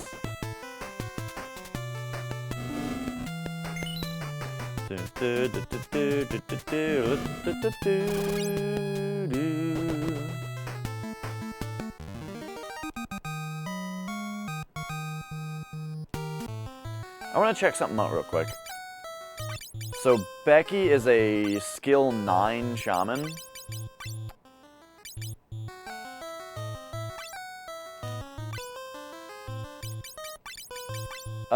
What skill white wizard was she? Oh, we're capped at 255 capacity. I didn't realize that could happen. It's probably been capped that way the entire game. Fucking 99. She was a white mage this entire game and just maxed out on it. That's awesome. Alright, that's all I was curious about. So now we gotta use 16 points to get back, but it's like, I was just capped on capacity anyway, so it doesn't matter. Okay, so Rune would bring her to 58, but 2 golems would bring her to 56? But golem actually raises her strength? I don't know.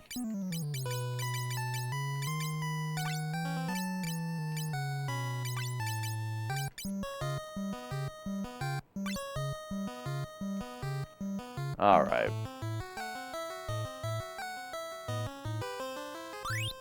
Yeah, Crow, I hope you enjoy 8.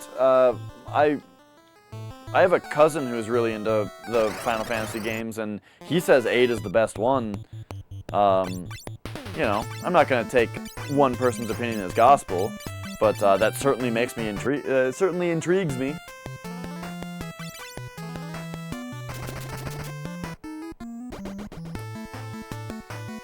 You found some money behind a cage under the waterfall. Waterfall.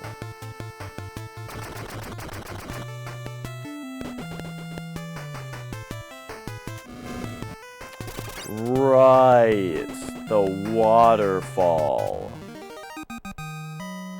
Oh, and they did the... I forgot all about... Okay, I shouldn't talk about it.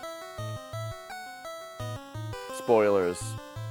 There's things about that game I completely forgot about, it turns out. But you my cousin is an idiot.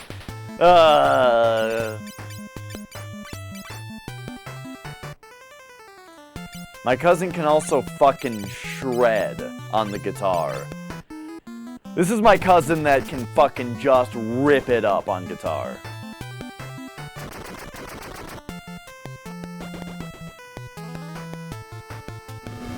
Yeah, where the bridge and the gargoyle are.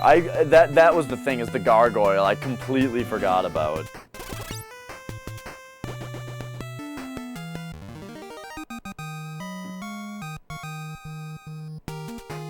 Everyone knows Final Fantasy 1 is the best. It's up there from what I've played. All right, here I have to say this every once in a while. Here are the Final Fantasies I've played. You ready? 1, 2. I'm almost done with 3, 7, and Tactics. That's it. I've played some of 13, some of 14, and like a demo of 8, and that's it.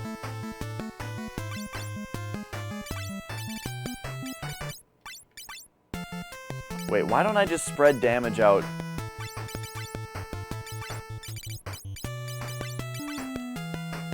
Awesome guitarist means no friends. I mean, he's married and has a kid, so, you know. He was in the military, though, so he's got tons of friends, because military people. I don't know. When I was younger, he was super into Final Fantasy. And then he was super into guitar, and he started playing guitar all the time. And then he went to the military, and when he came back from the military, he can fucking just shred.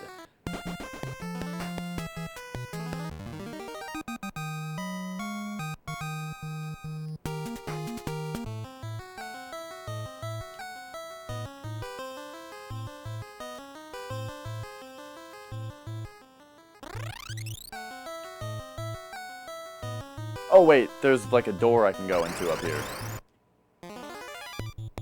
Oh god. I don't know how much health these guys actually have, so I feel like I might as well go fight, and then do like Ice 3, but do it to everybody, and maybe that'll just kill everything.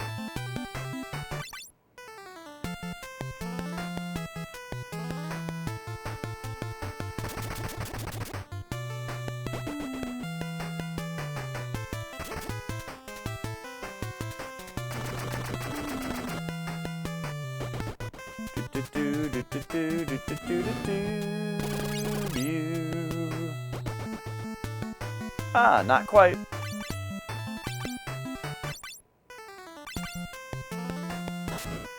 Man, I love the Warlock's stripy pants. They look great.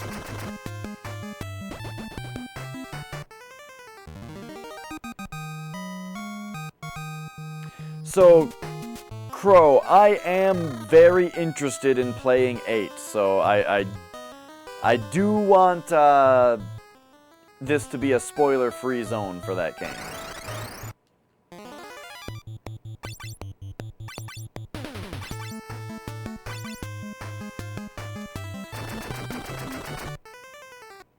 Oh, you know what's another game I'm interested in playing is Parasite Eve. I played that game like one time and it seemed really sweet.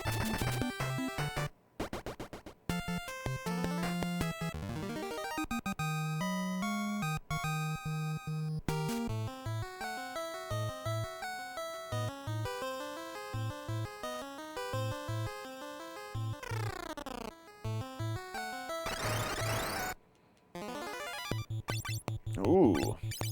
Tougher guys? Guys that look like they need a good Bolton? A good Michael Bolton? Uh-oh.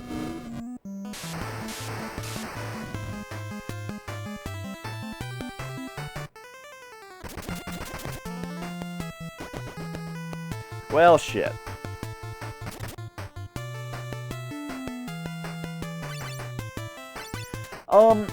Well, David, I know I played a demo of Final Fantasy VIII, so I know relatively how the battle system works. I don't know what this junctioning or this magic drawing system is that everybody fucking complains about, so don't tell me what that is. But you know, I got an idea.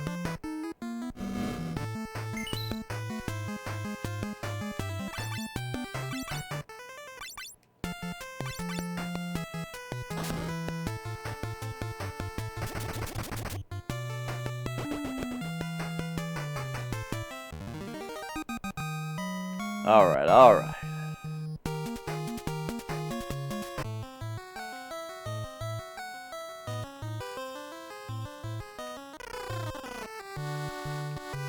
Who the fuck are you? Who dares wake me from my peaceful slumber? Oh shit, dude. Oh shit, it's Odin. Okay. I got a couple things to say. Firstly, I should have said coming in here that this was probably going to be that one summon that I didn't get. Also, let's take a moment and talk about NES graphics.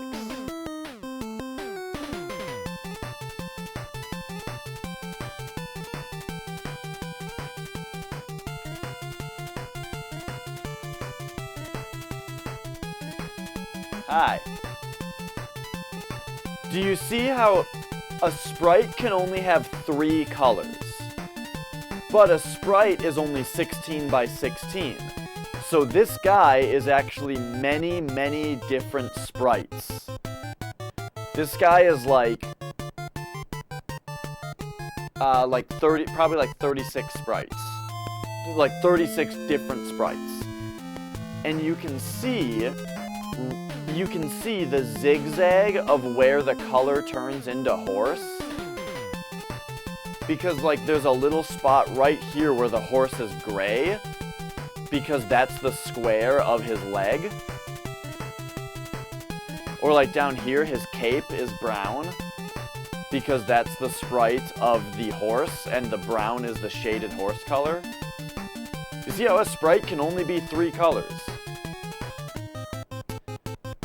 And so wherever you see black, that's not actually black, that's transparent. That's a spot that's not drawn on the sprite because it's over a black background. So, I don't know, I just think that's really interesting. On this guy, you can really clearly see the spot, the separation between the sprites. And I find that interesting. By the way, David Tech, spoiler for you, spoiler jokes aren't funny. No one thinks they're funny.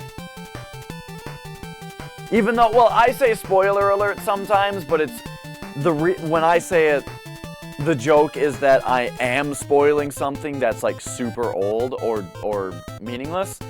But if we're talking about something that we don't want spoiled, and you make a fake spoiler alert, no one likes those jokes. Alright, let's quake this guy. And then you haste dash.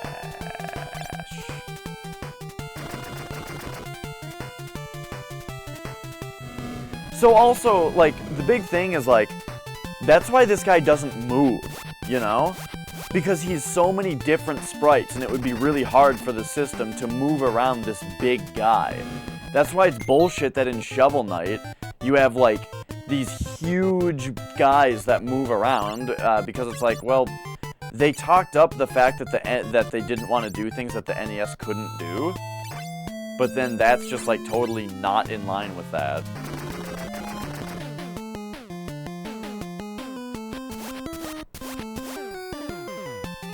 Atom Edge.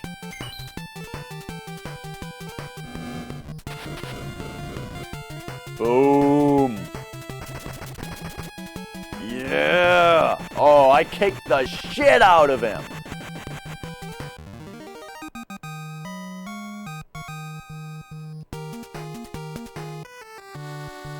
Light warriors, you are worthy. I obtained Odin.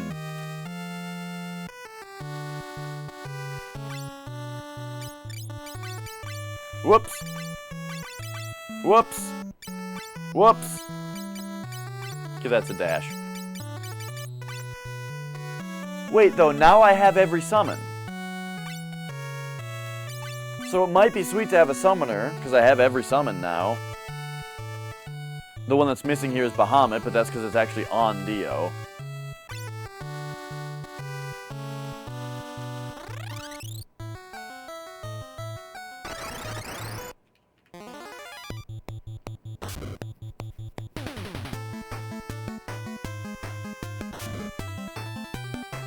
Alright.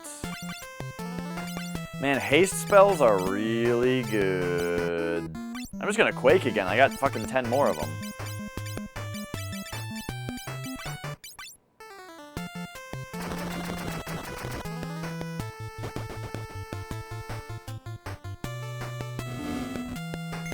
Oh yeah, the different sprites become really apparent when like for the death animation, absolutely.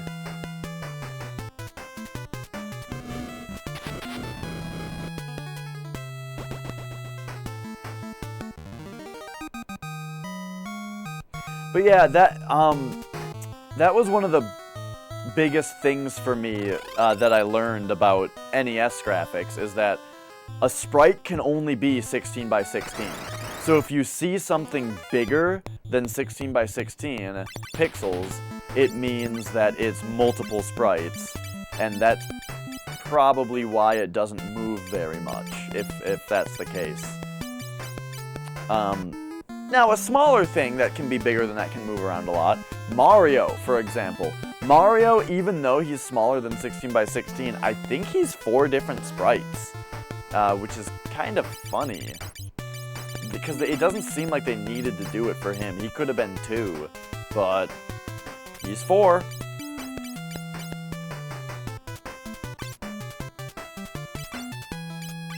In Super Mario Bros. I'm talking about. I don't know about Mario 2 or 3.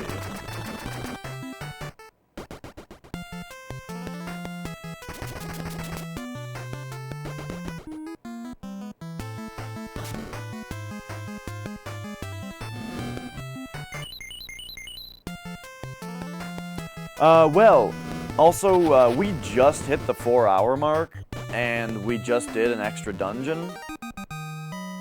And I just kind of have random exploration to do after this part. 2,000 experience, that was pretty good. So I think that this is a pretty good place for me to call it for tonight. So I can go upstairs, eat the rest of that calzone. Because I'm not on Soylent today, I'm just eating food because Nicole ordered food and gave me some of it. So, or, well, ordered me a calzone. So I can't just drink Soylent and stream forever. I have to go eat now.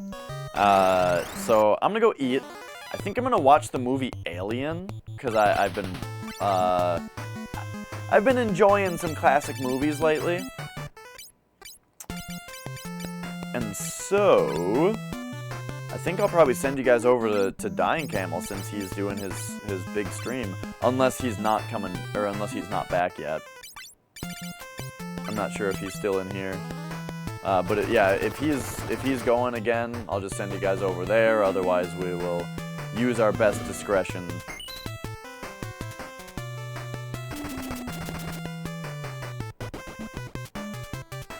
I feel like my dudes have a lot more health than they used to.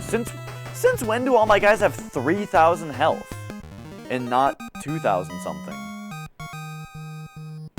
Like, what fucking level are we? 46? I feel like I was just level 44 with 2,500 health, but I guess I just haven't been noticing so much growth.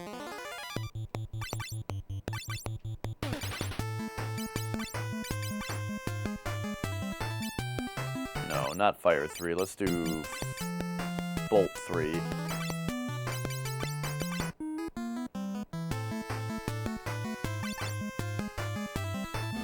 Something rattling around in your controller. That's no good.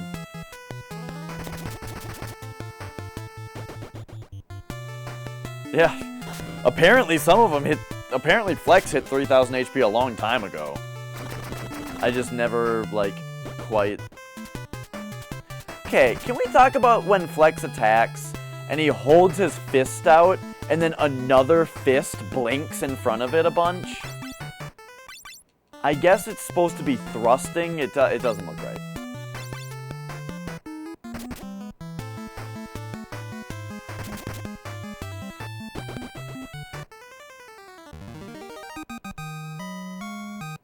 But yeah, one thing I've noticed about this game is it seems like there is a huge stat difference between levels. Like, it seems like every level is a big deal. So, if I did go grind, I feel like I would only have to get up to 50 and, from 46, and we would have, like, a huge advantage over what we have right now.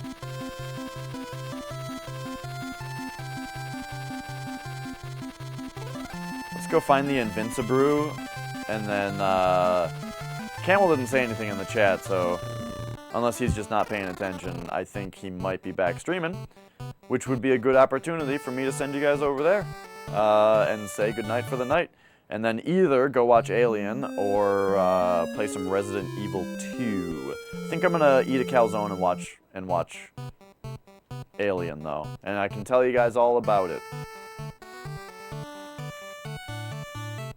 You know, I gotta watch these classics, man. I watched Rambo and it was awesome. I watched Rambo 2 and it sucked. Now I want to watch Alien and it'll be awesome, and then I can watch Aliens and it'll suck. Alright. That's about that. That's about what I got for tonight.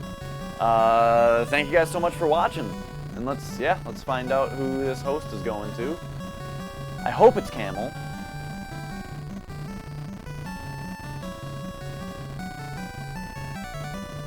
And it's not. He is not back yet. Oh, but Skin Teen is back on Indigo Prophecy. Alright. Or we got Elven Cloud. I don't know. Skin Teen is on Indigo Prophecy, and that sounds like it might even be good enough for me to watch instead of Alien. Skin Teen playing Indigo Prophecy is pretty great. So I'm going to send you guys over there. Thank you guys so much for watching. Have yourselves a good night. All that good stuff. I hope you enjoyed my... I'm so happy about this new mic, I think. I need to go back and watch some of this stream and make sure that it sounds good. Anyway, have a good night. Thank you guys so much. Thank you, Crow. You're the best. Bye-bye.